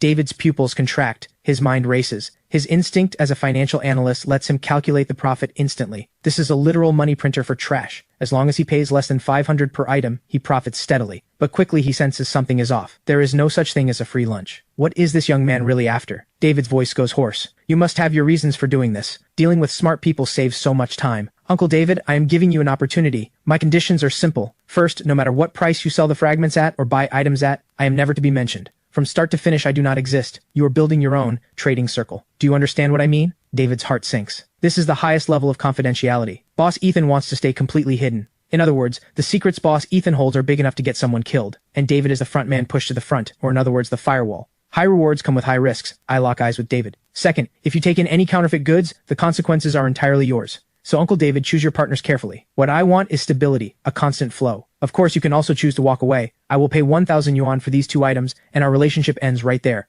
The choice is yours. The room fills with nothing but David's heavy breathing. The pressure from this young man is overwhelming. Choosing the first path is walking the tightrope. Choosing the second is temporary. Safety. But he truly does not want to go back to that hopeless cycle of begging for a few hundred yuan in medical fees. Only by dancing over the abyss can his daughter see a chance, and it is his only path to turn his life around. David grits his teeth and nods. I will do it. Boss Ethan, do not worry. I, David, may be down on my luck, but I used to manage over 100 people at my old firm. I have seen all kinds of crooks and weirdos. I know how to handle this, as long as you give me this chance. I pocket the 2 white-grade items with satisfaction, but I do not use the dimensional vault. You can never let your guard down. I hand over the altar fragment, tell him to contact me once things are in motion, and leave the apartment. The moment I step out of the complex, a strange feeling washes over me. A pair of unseen eyes is watching me from the shadows. My body has been refined again and again by source blood, sharpening all 5 senses to an extreme. Combined with the mystical sensitivity of the pocket watch of fate, this is no false alarm. I stop at a supermarket, buy a few supplies, and walk out into the wilderness, carrying bags of stuff on purpose. When I reach a deserted area, I stop and speak calmly. Tired of following me yet? Several figures slowly emerge from the shadows. Over a dozen burly men with blades close in around me. A sharp screech of brakes pierces the night. A black sedan rolls into view. A foot in red high heels steps out first. It's Vivian. She is wearing heavy makeup today, but it cannot fully hide the swelling on her face. I slapped her too hard yesterday. Vivian's voice drips with venom.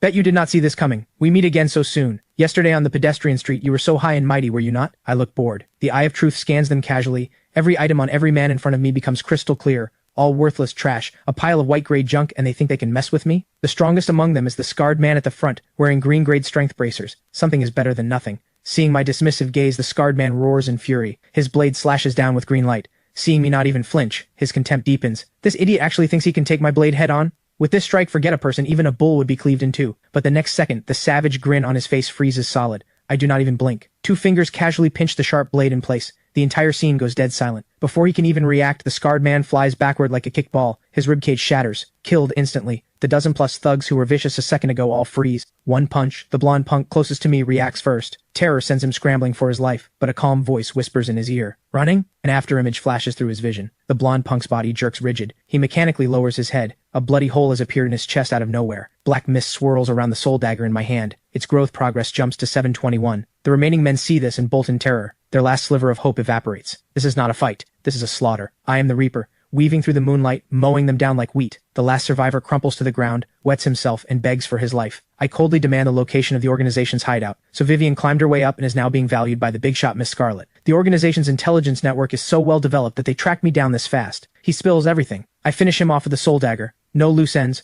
Only one person is left alive. Vivian has been standing there frozen the whole time, watching the organization members she thought were so powerful get cut down like wheat, row after row. Her mind has completely shut down.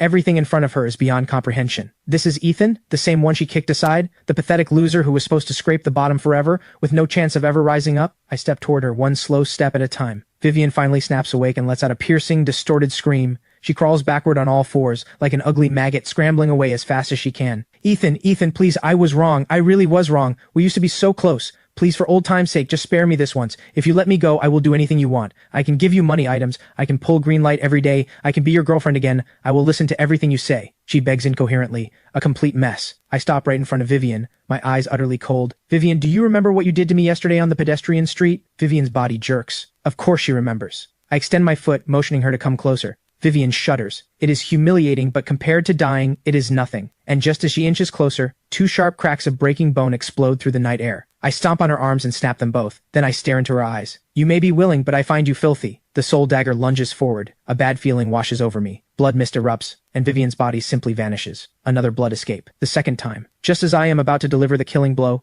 she escapes right in front of me again. Anger surges in my chest. I recall the last survivor's words, what he revealed during his desperate pleas. There is a Miss Scarlet in the organization, recently injured, who values Vivian highly. Their blood escape techniques are identical. So that is it. The tall woman from that night is Miss Scarlet, a high-ranking figure in the Black Shadow. This bizarre escape ability was most likely passed to Vivian by her. The Black Shadow, this growing underground force quietly spreading in the shadows. Before they grow into giants, I need to crush them all. First, I will use up today's 3 offerings, then pay a personal visit to this so-called hideout. I start gathering the loot. Just as my fingers are about to touch the items, a chilling sense of being watched slams into me. This is nothing like the clumsy tracker from earlier. Whoever this is, they are calm and incredibly stealthy. A top-tier expert. I curse internally as killing intent surges. I shatter the ground beneath my feet and shoot forward, leaving after images in the air. I burst toward the source of the gaze. In just a few breaths, I reach the corner, but the spot is empty. Only a few faint footprints remain. Someone was here, and they got away. Their retreat was decisive, their reflexes terrifying. Combat instincts like that almost certainly do not belong to the Black Shadow. Vivian does not have access to anyone this strong. Most likely this is a government elite. Only the authorities have the resources to cultivate someone at this level. Being on the radar of a low-tier organization like the Black Shadow does not really concern me, but being targeted by the government is a completely different matter. Being watched by a state apparatus is dangerous. No matter how confident or full of myself I get, I am not arrogant enough to think I can stand against the government. It all depends on how they classify me. A rogue who kills indiscriminately and needs to be eliminated,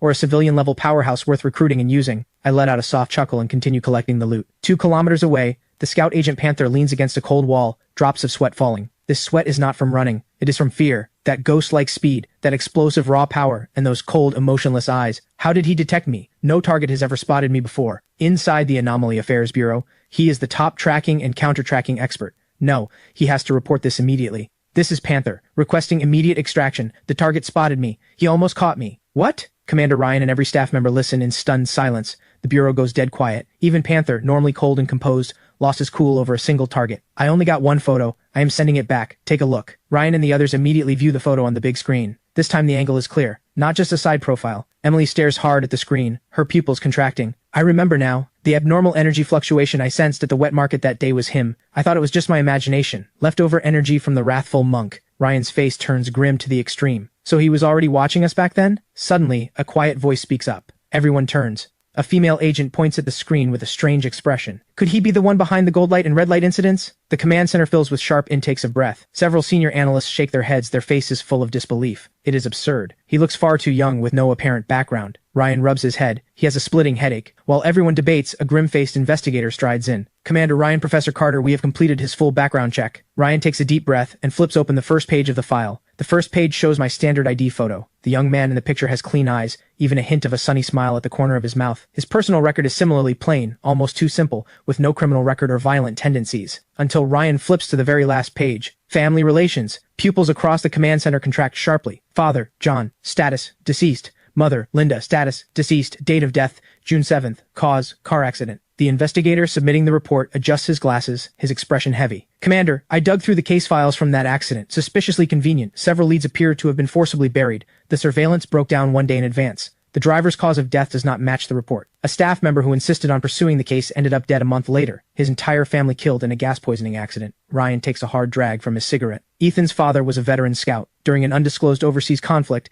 he sustained critical injuries to save his entire squad and brought back vital intelligence, honorably discharged. The investigator continues. His mother, Linda, was one of the country's top cardiac surgeons. She participated in multiple humanitarian missions, even risking her life to save a key figure from an allied nation. A steel-souled soldier and a healer with a heart of gold. A heroic couple like this, their deaths should have made waves. Ethan, as their orphan son, should have received top-tier compensation and protection. But in reality, the entire matter was buried. He did not receive a single yuan of compensation. Forgotten by the world. Emily shudders at this. Why did he not report it? Why did he not seek help? The command center falls into deathly silence. Only Ryan, his eyes complicated through the smoke, speaks.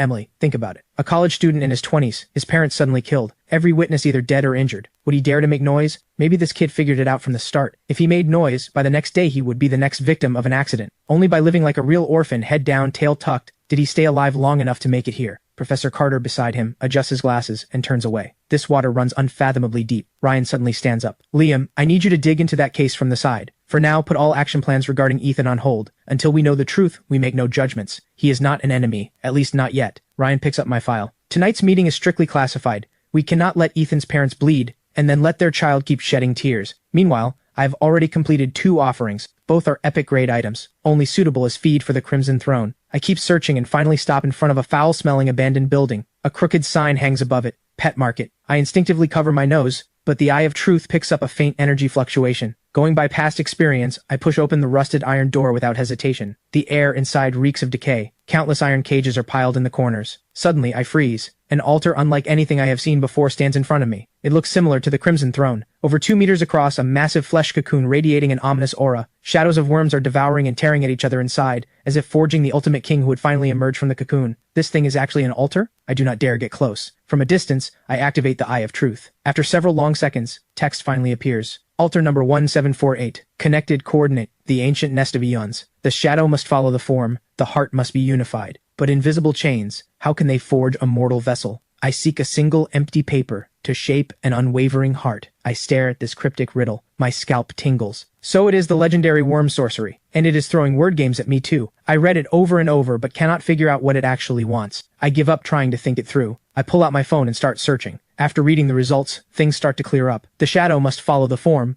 means the shadow must always follow the body. The heart must be unified, means thought and will must be one. In other words, following and loyalty. So the first keyword is loyalty, the second line. But invisible chains, how can they forge a mortal vessel? It is asking how to take invisible, intangible spiritual loyalty and lock it down with a tangible contract. Is this not just turning spirit into matter? Anyone who has had a girlfriend knows this. Buy the bag or else. Same logic. I smirk and continue with the third line. I seek a single empty paper to shape an unwavering heart. This line is the most contradictory and the most central. A piece of paper with no binding force. How can it shape unbreakable loyalty? The corner of my mouth twitches. Has anyone ever evolved from a corporate slave into a brainwashed slave? Even if I understand the literal meaning, I still have no idea what to offer the altar. A slavery contract? An employment contract? None of those seem right. Contracts can be torn up the moment the price is right. A slavery contract is just absolute force, not loyalty from the heart. And I cannot afford to guess wrong. Otherwise, a black light calamity made up of all these GU worms. Just thinking about it sends chills down my spine. My thoughts hit a dead end. After an hour of getting nowhere, I slam my fist into the wall in frustration. Too much force, and a photo album spills out of my backpack. The first page shows my father standing tall in his uniform. I remember him stroking my head with affection. Listen, kid, our family men, no matter where we go, we never bow our spines. A jolt runs through my body. The cultural foundation of the Dragon Nation, thousands of years of tradition, rests on bloodline and clan. No matter where a person stands, no matter how high they climb, they cannot abandon their surname or the blood flowing in their veins. This is their root. And the family registry, the ancestral hall holding the tablets. Are these not the truest empty paper and the truest mortal vessel? A family registry is, at its core, just paper with writing on it. An ancestral tablet is just a piece of wood with carved characters. But to everyone, it is the sense of belonging carved into their bones. The confusion in my eyes vanishes. But cruel reality presses down on me. I have no family now. No family registry. My parents are dead, and my relatives avoid me like the plague. I am a complete and utter loner. This altar is a dead end for me. An impossible dead end. Moments later, a low laugh echoes through the silent pet market. The laugh grows louder. I throw my head up, fire blazing in my eyes. If I have no family, then I, Ethan, will establish my own bloodline starting today. From the moment my parents died, I knew there was a massive cover-up. I did not know who my enemy was, so I was trapped in hopeless speculation forever. But the altars descended, and I watched the monopolized rules begin to crumble. Now I am going to fight back. Now I am going to unleash slaughter. So I will lay down my own first ancestral tablet with my own hands. I scan the room and lock my eyes on a fallen shelf. I snap off the thickest pine plank. I bite open my fingertip and write a single word on the wood. Ethan. The plank trembles violently without warning. The energy of my source, blood-enhanced blood, is immense. I can clearly feel a connection forming between me and the tablet. I carry the tablet to the flesh cocoon and press it firmly against the cocoon's surface. Everything around me goes utterly silent. My heart pounds. The next second, drums echo from every direction. I feel transported back to an ancient primal forest where ancient tribes worship in reverence. They offer beautiful women and countless colorful venomous snakes for support. Followers of different schools all display their devotion. Suddenly, a voice rings out. Look, this is what goose sorcery is. It is following the rules. It is willing sacrifice. You, a rootless mortal, dare to speak of founding your own school? Chaotic willpower slams into my mind. The vision in front of me starts flashing wildly. I can faintly see the G-worms in the cocoon starting to crawl up my arm. I want to leave, but I cannot move at all. The soul dagger in my pocket pulses with black mist. My eyes flare red and my entire body roars with vitality. Your traditions are nothing but echoes of a dead era. I am the beacon of a new age. I am the rule. The illusion shatters in an instant. My entire body is drenched in cold sweat. The GU worms about to burst from the cocoon all freeze. They speed up, biting and devouring each other in a frenzy, until finally every sound dies, leaving only a single massive jet-black beetle. This is mine. My voice trembles with excitement. The aura on this thing has to be at least legendary, but my eye twitches violently. The membrane around the Worm King suddenly tightens, crushing the sole surviving Worm King into pulp right in front of me. I crack. Are you kidding me? I bet everything to endure the mental assault and you do not even leave me one worm? Then something strange happens again. The collapsed flesh cocoon erupts with a pillar of red light. The terrifying energy wave shakes me off balance. Was there an even greater being behind that beetle? The red light slowly fades. The flesh cocoon altar still stands, but it is now empty inside. Only a dark green-black shell floats above the altar. I immediately activate the Eye of Truth. A line of green text appears. Heart of the ancient nest, grade, mythic, absorbs ambient energy on its own. Every 15 days, it produces a brand new GU worm. Function 2, can store and fuse all types of GU worms. Holy crap. Another mythic grade item, and a perpetual motion machine at that. The output interval is longer, but GU worms are never weak, and Function 2 even allows fusion of these worms, meaning if I cross an Echo worm with a 7 Calamity worm, I get an absolute masterpiece. Suddenly I notice something beside the heart of the ancient nest. 2 GU worms float there, one large and one small, both blood red. The larger one is the size of a fingernail, lying still. The smaller one circles around it like a tiny red mole. The Eye of Truth activates. Bloodline Loyalty Worm. Grade. Legendary. The mother worm can be merged into the user's own body. The child worm can be merged into a target's soul. The child worm's host will remain absolutely loyal to the mother worm's host. The moment the child worm's host harbors any thought of betrayal, the mother worm can destroy the child worm's host instantly. I suck in a sharp breath. This thing's function is insane. Once planted, the target becomes my loyal puppet, their life and death entirely in my hands. The first person who pops into my head is David. But on second thought, this is a legendary grade item. Wasting it on an ordinary person is a shame. Good steel goes on the blade's edge. I pack everything up and prepare to head back to plan out the next few days. Cut to the other side. Inside the inner chamber of a mansion, Lady Scarlet is treating her injuries.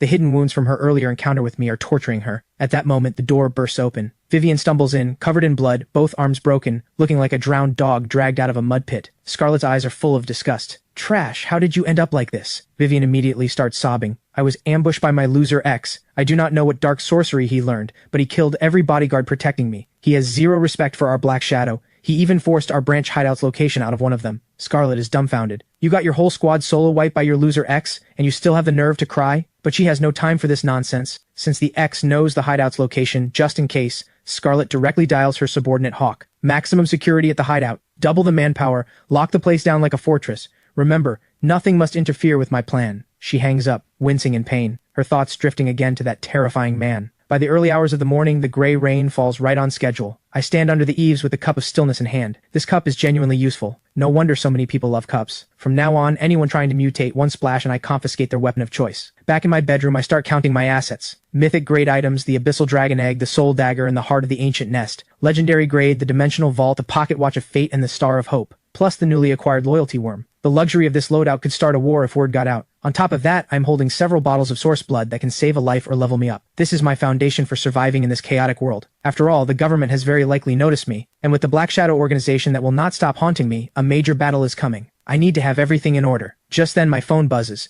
David is calling, his voice full of excitement. Boss Ethan, I sold the altar fragment you gave me for 26,000 yuan, 30% above the government's price, and the buyer is no ordinary person. They claim to be from the Black Shadow. They even sent me an invitation to join the organization. They mentioned internal benefits and some kind of protection. Hearing the words, Black Shadow, my hand pauses on the desk. Enemies always cross paths. I was just looking for a chance to uproot them entirely, and now they walk right to my door. A cold smile curves on my lips. I tell David directly, Uncle David, accept their offer. Join the Black Shadow. David on the other end goes blank. Sure he misheard. My tone turns cold. I speak bluntly. I have a blood feud with the Black Shadow. I'm sending you in as a mole. This is a near-suicide mission for David. Even in other words, I am sending him into hell. He falls silent, but he is smart, and even more he is a desperate father. To save his daughter, even hell, even mountains of knives and seas of fire, he will charge through. David grits his teeth and agrees. If you can save my daughter, my life belongs to you. I smile. I do not promise him empty hopes. Instead, I directly ask about his daughter's condition. Hearing it is acute leukemia. I look at the dark red source blood in my hand. A wild idea crosses my mind. If this stuff can cleanse the marrow and reshape flesh, could it cure David's daughter's leukemia? If I'm going to win his loyalty, I might as well use a fate-defying move. I lay out the plan. Uncle David, tomorrow afternoon I will come to pick up the first batch of items. I will give you another altar fragment then. Use it to trade with the Black Shadow and accept their invitation while you are at it. Also, before I head to your place, I want to stop by the hospital and visit your daughter. After hanging up, I lie down to sleep, and I have an absolutely ridiculous dream. In the dream, I am being chased by a vampire in a tailcoat. This vampire is impossibly elegant and noble. He quickly corners me. Just as I am about to fight for my life, he leans close to my ear and says with a wounded look, Bro, what kind of self-respecting vampire eats matches every day? I jolt awake and burst out laughing in disbelief. The freaking Crimson Throne is sending me dreams, complaining that the matches I feed it are too low grade. I storm down to the basement and unload on the beating heart. A son does not mind an ugly mother. A dog does not mind a poor home. You should be grateful you have anything to eat. And you are picky? But complaining aside, I realize something. This thing has consciousness. It must have evolved through devouring items. To soothe this fussy ancestor, I reluctantly toss in a few matches. Watching it consume them twice as fast as before, I am thrilled inside. From now on, I need to find better stuff to feed it. After soothing the throne, I look at the dragon egg in my hands. The hatching progress is stuck at 85%. I pull out a bottle of source blood, hoping to give it a snack. But the dragon egg has serious pride. Its tail flicks the bottle away in refusal, not even bothering to look at it. I am speechless. Well, this one just can't appreciate the good stuff. It looks like the only way to hatch it is the most primitive method. Kill monsters. If I keep slaughtering chickens every day, the soul dagger is going to start sending me dreams too. Time to switch it up. I dial Boss Walker and ask for 100 pigs. I am sick of killing chickens. I need a change of pace and some new practice. But the moment Boss Walker hears the word pig, his voice starts shaking with fear. Boss Ethan, you cannot touch pigs right now. Several big pig farms have had freaky stuff going down. My brow lifts. I tell him to explain. Boss Walker stutters out the story. Last night, I was on a video call with Mike. I saw the pigs go insane right in front of me. Their eyes were blood red, biting anyone they saw. They even tore Mike apart right there on the camera. The screen was nothing but black blood and screams. Scared the soul out of me. I have called him since no one picks up. And that place, Lee Family Hollow, it has to be a living hell right now. After hearing this, I actually smile. What a coincidence. I was just looking for a place to grind XP, and these mutated pigs are basically a buffet served straight to me. I ask him for the address right away. Seeing me so determined, Boss Walker has no choice but to give it to me. He even tries to give me his green great axe for self-defense. My heart warms. The axe is just scrap metal to me, but the gesture means a lot. I turn down the axe and say, "Stay safe at home. When I get back, let me buy you and your wife a drink." Cut to a new scene. I follow the GPS to Lee Family Hollow. The place is genuinely in the middle of nowhere. Not even a bird around. The air reeks of decay. A rusted mailbox stands in the middle of the road. I stop in my tracks. Why would a place this far out in nowhere even have a mailbox? The Eye of Truth activates. Altar number 52818. Connected coordinate, the mailbox of all realms. Addicted to secrets, obsessed with peeking and sharing everyone's gossip. Seeing the number, I almost lose it. 52818. In our language, that sounds exactly like, I love digging up dirt. This altar's asking for something is pretty shameless. Zero boundaries. But if I play it right, this thing might let me peek at some earth-shaking secrets. After a moment of hesitation, I decide to handle the main task first. I creep through the village to a crooked-necked locust tree. Several pig pens have walls already half collapsed. As I approach, horrifying chewing sounds drift out from inside. A creature inside, easily one size larger than a normal pig, stands with its back to me, frantically devouring something. The Eye of Truth activates. Plague boar. Grade. Calamity. A livestock animal completely corrupted by pollution. All sanity gone. Reduced to a creature that only knows killing and eating. I chew on the word pollution and start wondering where the source of this corruption is. But I waste no time. I sneak up behind it and bring my blade down. The massive pig head rolls clean off. The soul dagger's growth jumps by over 10 points instantly, way faster than chickens. But just then, the headless pig corpse explodes without warning. The massive blast alerts the entire pen. Dozens of plague boars burst through the fences and charge out, a pair of blood-red eyes locked on me. Anyone else seeing this would wet themselves, but in my eyes I am trembling with excitement. These are not monsters, these are walking XP packs. Looks like the soul dagger and my little dragon girl are about to feast tonight. The roars shake the air. The pig herd surges forward like a mudslide. I do not dodge. I charge straight at them. Blade flashes, pig heads fly. With every strike the soul dagger's progress bar surges. Explosions go off all around me. I move through the herd like a ruthless harvester, grinding monsters in a frenzy. Just as the soul dagger's progress maxes out, a wave of dread hits me. The pocket watch of fate's warning sends me leaping back. I notice something strange. The black blood from the explosions has not dispersed. It is being pulled toward the crooked-necked locust tree. My heart sinks. So this is the old dark under the lamp trick. The real boss is this tree. Once the locust tree drinks its fill of blood, it springs to life. Its withered branches twist and grow at frantic speed. Countless blood-red leaves appear out of thin air, forming a sky-blocking twisted canopy. Watching this, I cannot help but mutter, this is freaking wood-style, forest realm descent. On the trunk, masses of writhing flesh gather and form a massive single eye. The thing is alive. The Eye of Truth activates instantly. Lines of burning blood-red text flash before me. Altar number 5177. Connected coordinate, the cradle of rot. Feeding on the flesh and blood of all living things in a place of despair and silence, it nurtures the child of rot.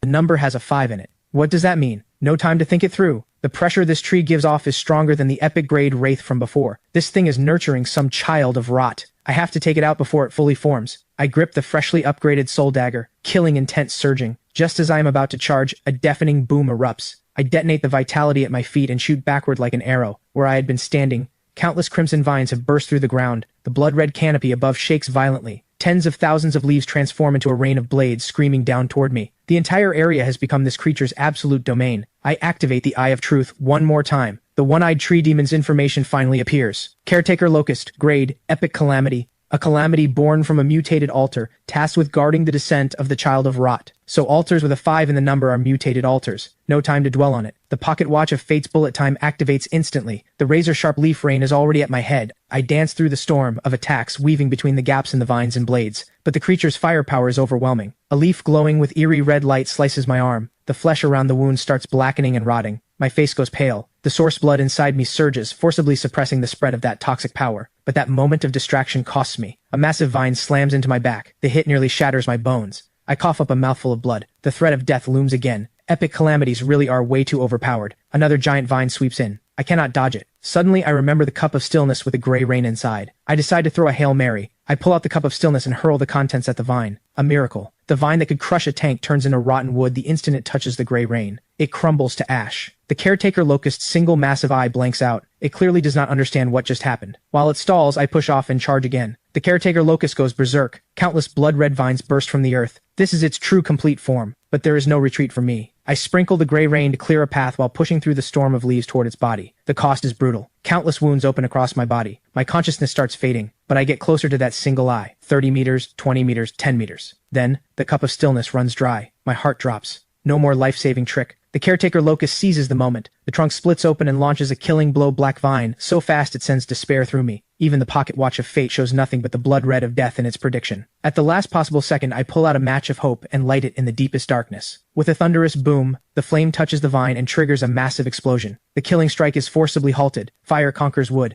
This is hope. I seize the moment. Man and blade is one. I turn into a streak of black light and drive the blade deep into that terrified single eye. Break! With a sharp crack, the eye shatters. The towering tree collapses in an instant, dissolving into a black pillar of light connecting earth and sky. In this moment, all of Riverside City can see this terrifying phenomenon. The shockwave throws me dozens of meters. I am covered in blood, a complete mess, but I am laughing wildly, because I won. I survived another epic calamity. I drag my battered body toward the center of the black light pillar. 2 items glowing faintly stand out. The first is a fist-sized black sphere. The Eye of Truth activates. Miniature altar heart of the caretaker locust. Grade, epic, can permanently fuse with any altar, transforming it. The core that may form when a mutated altar is destroyed. Both the echo of death and the embryo of new life. Consumable. Once a target altar is selected for fusion, forced removal will destroy this miniature altar heart. Holy crap, this is a great find. Perfect for feeding the Crimson Throne later. I turn my eyes to the second prize. Mark of Rot. Grade legendary. Your soul has been branded with a trace of rotten energy. You gain massive resistance to and affinity with all rot-related negative forces. Just resistance sounds a little weak on paper, but just as I am about to put the mark away, additional text appears that makes my scalp tingle. You have stirred a long-lost interest in the slumbering child of Rot. It looks forward to meeting you in person. I lose it, so I killed the small one, but the big one is alive and now has its eyes on me. Like a giant has marked me as an interesting little ant. I curse under my breath and quickly turn to bolt. The towering black pillar is way too conspicuous. But just 2 steps out, the mark of Rot inside my dimensional space stirs. A will that does not belong to this world descends, and an indelible mark sears into me. In the pitch-black storm, I faintly see a figure. The child of Rot. I clench my teeth and activate the Eye of Truth. Unprecedented pain stabs through my eyes. 2 streams of burning blood tears trail down from the corners of my eyes. Show me. Show me what the hell you are.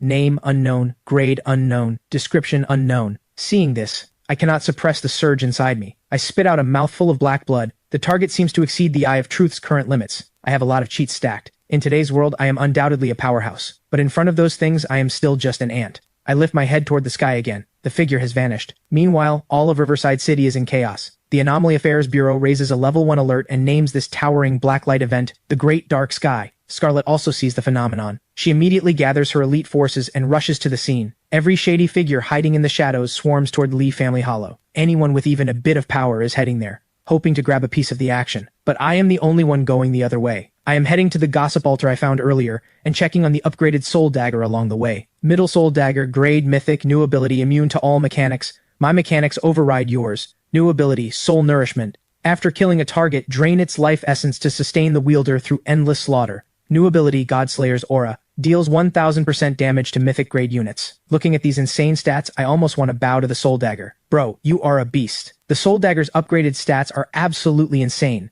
Immune to all mechanics means no more hits that just scratch. Mechanic monsters, rule monsters, all of them get cleaved in 2 with 1 strike. Soul Nourishment fills my biggest gap. As long as I keep killing, I am a perpetual motion machine. And Godslayer's Aura is the cherry on top. Given enough time, I would dare to kill a god. I make my way back to the mailbox of all realms. I dip my finger in blood and write several words on a piece of paper. I have seen a god. I will slay the god. I shove the note straight into the mailbox. The mailbox lets out a sly laugh. gold light shooting up to the heavens. Looks like this gossip is too juicy. The mailbox's slot spits out an antique-looking black envelope. I grab it and bolt. The commotion is way too loud. Back at the slaughterhouse, I first drink 2 bottles of source blood to heal my wounds, then open the strangely textured black envelope. The page starts off blank, then a line of golden text appears. I love your gossip very, very much. In exchange, I will tell you 2 secrets. First, the gray rain does not come from the sky. It is the tears of a hero. This makes me suck in a cold breath. The world-shattering gray rain is actually one person's tears? What kind of being is this? Then the second secret appears. Those artists are growing impatient. They are doing their final rehearsal. Especially him. He very much wants to meet you. My brow furrows. What a riddle master. Who are the artists? Who is he? I activate the Eye of Truth, trying to probe the hidden cause and truth behind these lines. Nothing comes through. The next second, the black envelope and letter dissolve into a handful of golden dust, vanishing into the air. The lead is gone. I slam my fist on the table in fury. This altar is unhinged. It just had to be a riddle master. If I cannot figure it out, I will not waste energy on it. Building strength is what matters now. I call Boss Walker and ask him to send over another 1,000 chickens. I throw in a little performance, pretending the giant black pillar scared me into running home. Boss Walker buys it instantly. As long as you are alive. Good thing you did not go. We do not go. We do not go. After hanging up, I head to the basement and pull out the Caretaker Locust's miniature altar heart. This is a gamble.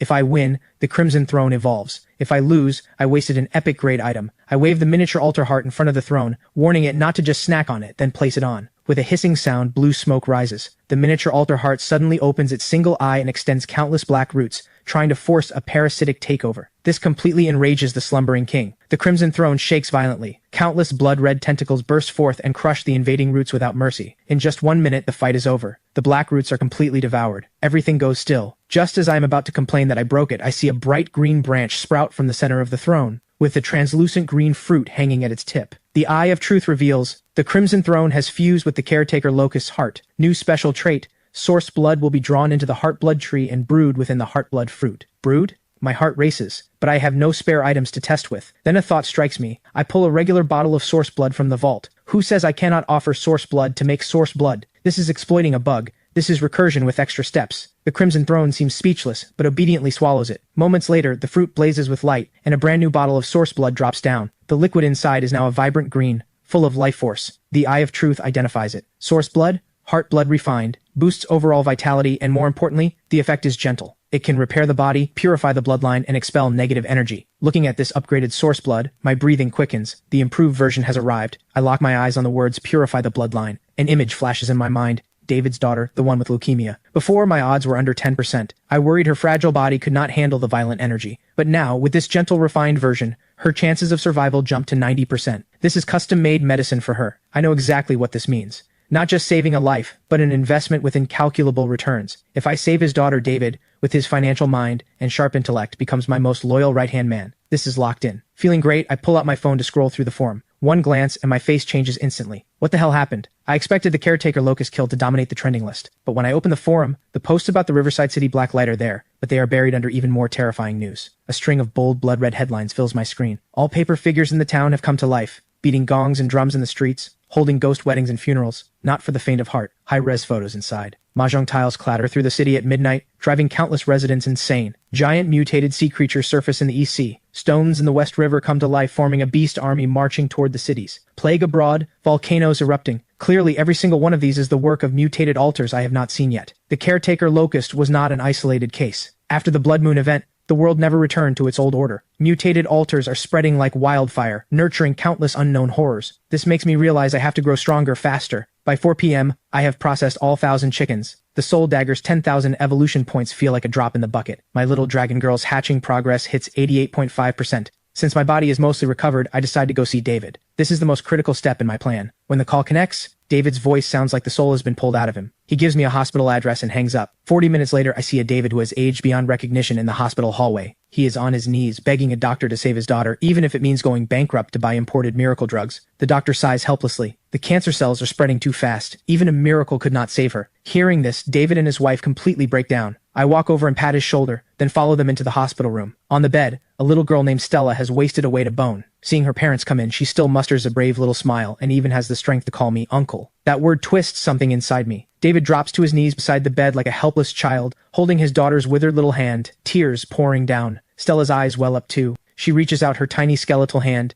and gently strokes David's tear-streaked cheek. Daddy, am I going to a far, far away place soon? It is okay. I read in a book that good children all become stars in the sky, I will become the brightest star up there, watching over daddy and mommy forever. So if you ever miss me, just look up at the night sky. Hearing this, even the doctor cannot help but turn his face away. I pull David out into the hallway and ask quietly, how bad is it really? David leans against the cold wall, his voice raw. The doctor said, at this rate, 2 weeks at most. Looking at this broken man, I say calmly, I have a way. Those 4 words bring light back to David's dead eyes. He drops to his knees in front of me. I bend down slowly, my dark eyes reflecting his broken form. My lips move quietly as I explain. My voice is soft, but David's pupils contract sharply. At first, David shakes his head furiously. It is too absurd and too dangerous. But the shaking slowly stops. The wild hope ignited inside him crushes every doubt. Bet. Why not bet? Back in the hospital room, David whispers the plan to his wife. Helen's face goes pale with shock. She stares at her husband in disbelief. Despite her fear, thinking of how little time her daughter has left, and seeing the wild hope in her husband's eyes, Helen chooses to believe. She turns to her daughter on the bed, voice trembling. Stella, this gentleman has a special medicine, but it might hurt a little, and it might hurt you. Are you scared? Stella, weak as she is, barely hesitates. She shakes her head gently. Stella is not afraid of pain, as long as I can stay with daddy and mommy, and if it does not work, please do not blame the gentleman. David spins his face away, refusing to let his daughter see his tears. I say nothing more, I just directly reach into my pocket and pull out a bottle of source blood glowing with faint green light. Helen takes it with trembling hands. The instant the cap comes off, an overwhelming life force fills the entire room. Even the exhaustion on the couple's faces eases. A miracle drug. This has to be a miracle drug. Helen's heart fills with hope. She carefully brings the bottle to her daughter's lips and feeds her every drop of the source blood. At first, nothing happens. But after a few seconds, the heart monitor goes off the charts. The doctor tries to rush in, but the door is locked. Just seconds later, a miracle. The chaotic vitals return to normal. Color blooms in Stella's pale cheeks. David's voice trembles, his pitch breaking. Stella, how do you feel? The little girl slowly opens her eyes. I feel good. Just a little. This makes our hearts clench again. Stella adds with a small smile. Just a little hungry. At those words, the weight on David and Helen's hearts finally lifts. Tears burst forth uncontrollably. There is hope. Their daughter has really been pulled back from the gates of death. One drop of divine blood, and even death walks around. At that moment, the hospital door is finally unlocked by Dr. Chen with a backup key. Just as he is about to lose his temper, he freezes on the spot. The little girl's complexion is visibly warmer, and the machines are reading normal values. Seeing this, his jaw nearly hits the floor. Seeing this, I turn around and speak calmly. Dr. Chen, no need to make a scene. I used an alter item on her. I do not want word of this getting out. It would only cause trouble. The doctor snaps out of his shock instantly. He hears the threat in my words and understands exactly what they mean. He just never imagined that in the alter era, someone would use such a priceless treasure to save one little girl's life. Anyone who can produce items like this and use them so freely must be terrifying behind the scenes. Crushing him would be easier than crushing an ant. Dr. Chen catches on instantly. I will go prepare for follow-up exams. Sir, please do not worry. My lips are sealed. Without lingering, he turns and leaves. Once Dr. Chen is gone, David and his wife are about to drop to their knees before me. I stop them and tell them to focus on their daughter. Uncle David, I will wait downstairs. On my way out, I suddenly turn back to the little girl. Oh, Stella, next time do not call me uncle. Makes me feel old. With a smile, I leave. I may have used David, but the rescue itself is genuine. Outside the hospital, my smile fades. I look up at the black pillar still standing on the horizon. By all logic, with the caretaker Locust dead, this phenomenon should have faded. So why is it still there? Is something else going on? I scroll through the forum, my heart tightening. I tap black light hard. Massive amounts of info flood the screen. Most of them are failed offerings, but I scroll fast, locking onto the posts that stand out. Towering black pillar lingering deep in the mountains of the town. Wanging city coordinates. The black light has torn a hole in the sky. Government has issued an emergency lockdown. As one of the original culprits, I know exactly what these black pillars mean. I am the first known person to take down a miniature mutated altar, but I am definitely not the only one. The world might have far more units capable of handling epic grade mutations than I imagined. Meanwhile, David walks out of the hospital. He moves through the crowd, his pace unhurried, but every step rock steady. His back is no longer bent. Tear streaks still mark his face. His eyes still red and swollen, but in those eyes there is no trace of defeat. I sense him and turn to look. This man has walked out of his shadow, step by step, into a new life I gave him with my own hands. Finally, David stops in front of me. The noise around us fades into silence. He extends his hand. I smile and shake it. Everything is understood without words. A dozen minutes later, I am sitting on the worn-out couch in David's home,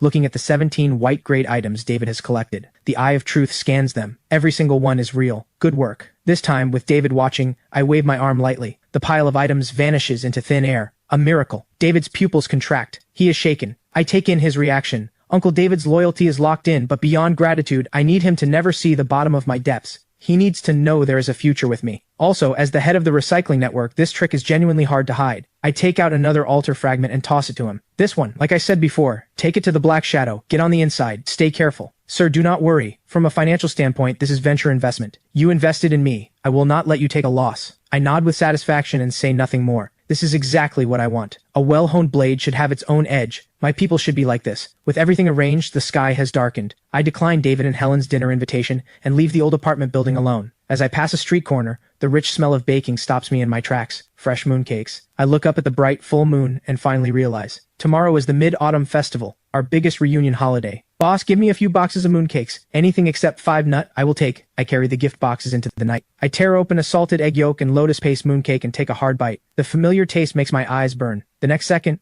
my smile freezes. Mid-Autumn Festival. Mid-Autumn Gala. Rehearsal. The 52818 Altars message explodes in my mind. Those artists are growing impatient. They are doing their final rehearsal. Could it be in these next few days? Realization dawns in my eyes. At that moment, a faint singing voice drifts in on the night wind. The tone is mournful, racked with sorrow to the extreme. The melody is dark, twisted. Who is there? I flick my wrist and the soul dagger slides into my palm. Cold killing intent locks onto the surroundings, but there is nothing. An unexplained anger rises in me. The desolation and loneliness in that voice resonates, damnably, with the emptiness I feel right now from missing my parents. I lower my profile and melt into the shadows. A few minutes later, I push aside the tall grass in front of me, and my pupils contract. An abandoned open-air theater stands before me. The audience seats are empty, but the air is heavy as if filled with invisible ghosts. 3 completely different voices are weaving together on the stage. On the left, a desolate male role. In the middle, a sorrowful female role. On the right, a cackling clown. Male role, female role, and clown all present. I activate the Eye of Truth. The stage's disguise falls away. 3 altars reveal their true forms. The left altar is built from broken halberds and shattered armor, rusted with age. Altar number 1001. Connected coordinate, the Heavenly Opera House, the White Tiger Hall. Why do I fight my heart out against enemies only for the Emperor to suspect me of treason? Why do loyal subjects always meet bad ends? The center altar is built from phoenix crowns and pearl hairpins. Altar number 1003. Connected coordinate, the Heavenly Opera House, the Changman Palace. She weeps. Why did I give my whole heart to him, help him scheme his way to power over the world, only to end up dying alone? The right altar is built from hundreds of masks with different expressions. Altar number 1004. Connected coordinate, the Heavenly Opera House, the Hall of Faces. It laughs. Laughs at those who rise,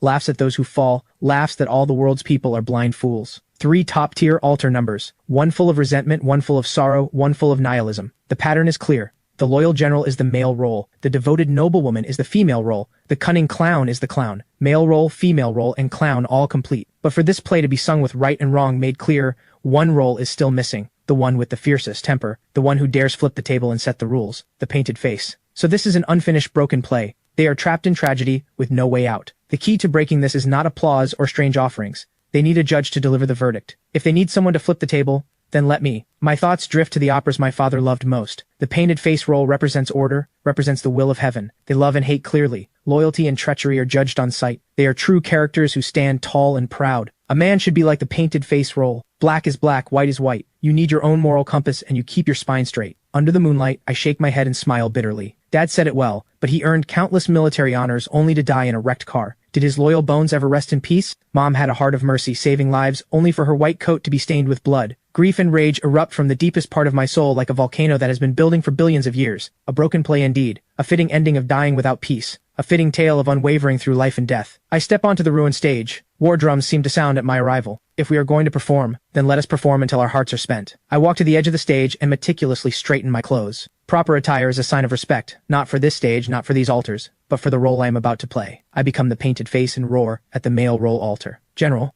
what did you do wrong? The wrong was done by that foolish emperor who listened to slanderers. All your brothers are dead. You will not seek justice for them, and instead you wallow in self-pity here? Do you deserve to be called a general? This roar carries no operatic melody, only pure accusation and rage. I drop to one knee, and with a thunderous fist slamming into the stage, this strike sets the tone for the grievance. The male role altar shatters. The resentment dissolves. I shift my stance, turning to compassion as I face the female role altar. Lady, you did nothing wrong. The wrong was done by that scumbag who never deserved you. So many people in this world go hungry, so many poor women suffer. You are a high and mighty imperial consort, yet you're throwing your life away over nothing but a little romance. Do you deserve to be the mother of a nation? Your tragedy ends here by my hand. The female role altar's light dims. She submits. Then a giggling laugh rises again. The Hall of Faces altar's sly cackling does not stop. It only grows louder. Well done. Truly well done. But it is all fake. Your hate is fake. Your grief is fake. You are not the painted face at all. You are just a madman who jumped on stage to act out. The truth pierces through. The male role and female role altars, just subdued, surge with resentment again. This is not righting the world. This is desecration by an outsider. The clown keeps mocking. Ignorant. Pathetic. The painted face curls his lips and smiles too, but there is no warmth in that smile. Yes, I am fake. The whole stage falls into stunned silence. I point at my own heart, my voice raw. Your sorrows and joys were written in a script, flowers in a mirror, the moon in water. But me, my tragedy is real. My hatred is alive. Every second I have lived is 10,000 times more real than your broken play. Today, I make my own body the stage. The blade pierces flesh. I slash down hard, painting the face mask in blood. With my own blood, I paint a face that is upright and uncompromising yet bears a sea of blood-deep grudges and lives for vengeance. The pain is unbearable. But the smile on my lips only grows more deranged. The wavering white tiger hall in Changmen Palace are now completely subdued. Even the Hall of Faces altar, the one that prided itself on being clear-eyed and untouchable, freezes. The expressions on its hundreds of masks lock in place, turning to pure acknowledgement. I am Ethan, but I am also the painted face. Who dares say I am fake now? I am an orphan on the mid-autumn reunion night with no kin. I am a son with both parents dead and no vengeance to claim. Hatred for the heavens that are unjust. The orphan's grief and rage. I am not playing the opera deity. I am more wretched than a god. I am more real than a god. A thunderous roar erupts first from the White Tiger Hall altar. All killing intent and resentment vanish. Then the Changmen Palace altar collapses. The phoenix crowns and pearl hairpins shatter into fragments, transforming into a brilliant rain of gold. Finally, the Hall of Faces altar releases a long sigh that sounds like both crying and laughing, full of relief. The expressions on every mask dissolve into countless golden particles. 3 distinct streams of golden light mingle and shine, each radiating its own brilliance. Before I can catch my breath, a blood-red pillar of light descends from above, piercing through all the golden lights like a god-slaying spear. Holy crap, mythic grade. Before I can react, the 3 split streams of golden light transform into 3 torrents of information flooding into my forehead. 3 distinct visions appear in my mind. I see the general planting flowers in a mass grave after his death. I see the imperial consort ascending the throne, ruling the world. I see the clown removing his mask, shedding a single tear for a beggar. At the same time, I see the rewards. 3 treasures hover above the altars. I drop to one knee, my legs giving out. The mental strain is too much. I pull out a bottle of source blood and chug it. Massive life force flooding through my limbs, healing my wounds at an incredible pace. I slowly rise and walk to the White Tiger Hall altar. The Eye of Truth activates. Tyrant's Helm, Male Roll Series, Legendary. Function 1, Tyrant's Authority. The stronger your vitality, the heavier your aura. Increases physical damage reduction and damage proportionally. Function 2, Last Stand. When surrounded by 3 or more enemies of equal or higher tier, Tyrant's Authority's effect scales with their numbers. My eyes blaze. This passive is made for me. I move to the Changmen Palace altar. A jade pendant glows with shifting colors above it. Beauty's Pendant, Female Roll Series, Legendary. Function, Diversion of Disaster. All single target attacks aimed at you have a chance to be redirected, striking a random unit beside you instead. My face goes weird. This thing is creepy. Every assassin's worst nightmare. Finally, I turn to the Hall of Faces altar on the right. If the clown had not pushed me to the edge in those final moments, I would never have painted my face in blood. I am the opera itself. In a sense, this clown made me. I walk to the altar and gently take a dark red tooth in my hand. Reverse Tongue, Clown Series, Legendary. Function 1, Eye for an Eye. When affected by a negative status, has a chance to trigger a counterattack, reflecting the weakened effect back to the source. Function 2, a chance to reflect any negative status. My breath catches. In this superhuman era, curses and poisons come from every direction. If I can stack this chance high enough, I am untouchable. 3 legendary grade series items in one go. Pure profit. Finally, I look up, eyes locked on the center of the stage, exactly where the blood-red light from the heavens struck. The true grand prize. My heart pounds wildly. 3 legendary grade pieces are already absurd wealth, but that blood-red pillar from the heavens, descending from beyond the sky, was overwhelming, piercing through all 3 streams of golden light. Mythic grade for sure, but descending from the heavens like that, I have never seen anything like it. I carefully approach the faint glow. It is a sheet of painted skin as thin as cicada wings. The Eye of Truth activates. Performer's Visage. Painted Face Series. Mythic. Function. Visage of Awe. Once worn, any who meet the wearer's gaze feel fear and lose their will to fight. I burst out laughing. This Visage of Awe is strong, in the literal sense of the word. Even more terrifying, the Painted Face series has a full 7 pieces. If the entire set is mythic grade, what would the world look like once it is complete? The moon tonight is so beautifully round. My mood lifts considerably. After this battle, I think back to the other lines from the letter. Those artists are growing impatient. They are doing their final rehearsal. Especially him. He very much wants to meet you. After tonight's performance, the fog finally clears. Are those 3 from the Heavenly Opera House not the purest artists? Following this logic, before encountering the Heavenly Opera House, I did meet one before. With a flick of thought, a singed edged ticket to Act 4 appears in my hand. 4444, the Theater of Sorrows, a tragic heroine doomed to repeat her role on stage forever. Artist, female lead, she. Every clue connects into one line. The one mentioned in the letter is most likely this eternal heroine of the Theater of Sorrows. The photo of Vivian I despised I once offered, the one I hated and discarded,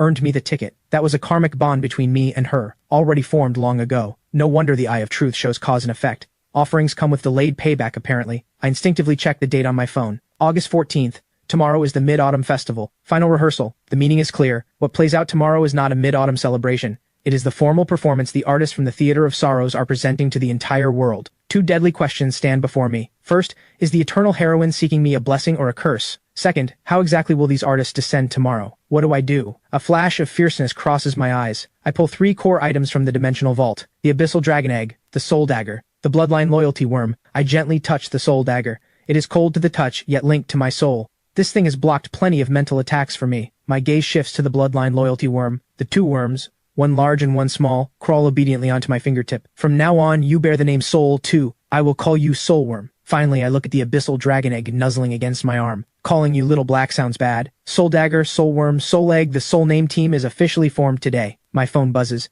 David is calling. Mr. Ethan, Stella's test results are all in. Every reading is normal. Good. Happy mid-autumn. Also, I made contact with the Black Shadow. They let me in straight away as an Outer Core member. Outer Core. I pause. Same level as Vivian. Still second rate. But the Black Shadow's hierarchy seems to be incredibly strict. Besides Mr. Ethan, I have been assigned to a large logistics warehouse in the East District. East District. My eyes flicker with understanding. So it really is not that Hawk guy's chemical plant. Remember, watch and listen. Stay safe. After hanging up, I sit under the eaves, drinking and eating mooncake. A bitter smile tugs at my lips. Dad, you better watch closely. The bright moon in the sky is swallowed by dark clouds. The world goes dim in an instant. Drip, drip, rain drops from the pitch-black sky. I check my phone. Midnight, August 15th on the lunar calendar. The Mid-Autumn Festival. Mid-Autumn peace and joy. May we all reunite. A few blessings, spending the last bit of warmth I have left. Killing intent rises instantly. It is time for me to take the stage. I pick up the large black umbrella leaning by the door. Whoosh! The black umbrella opens, shielding me from the gray rain that can wipe out any superhuman power. I do not look back. I step into the endless curtain of rain. Whatever unknown dangers are coming, I am going to take down a Black Shadow stronghold first. Black Shadow, here I come.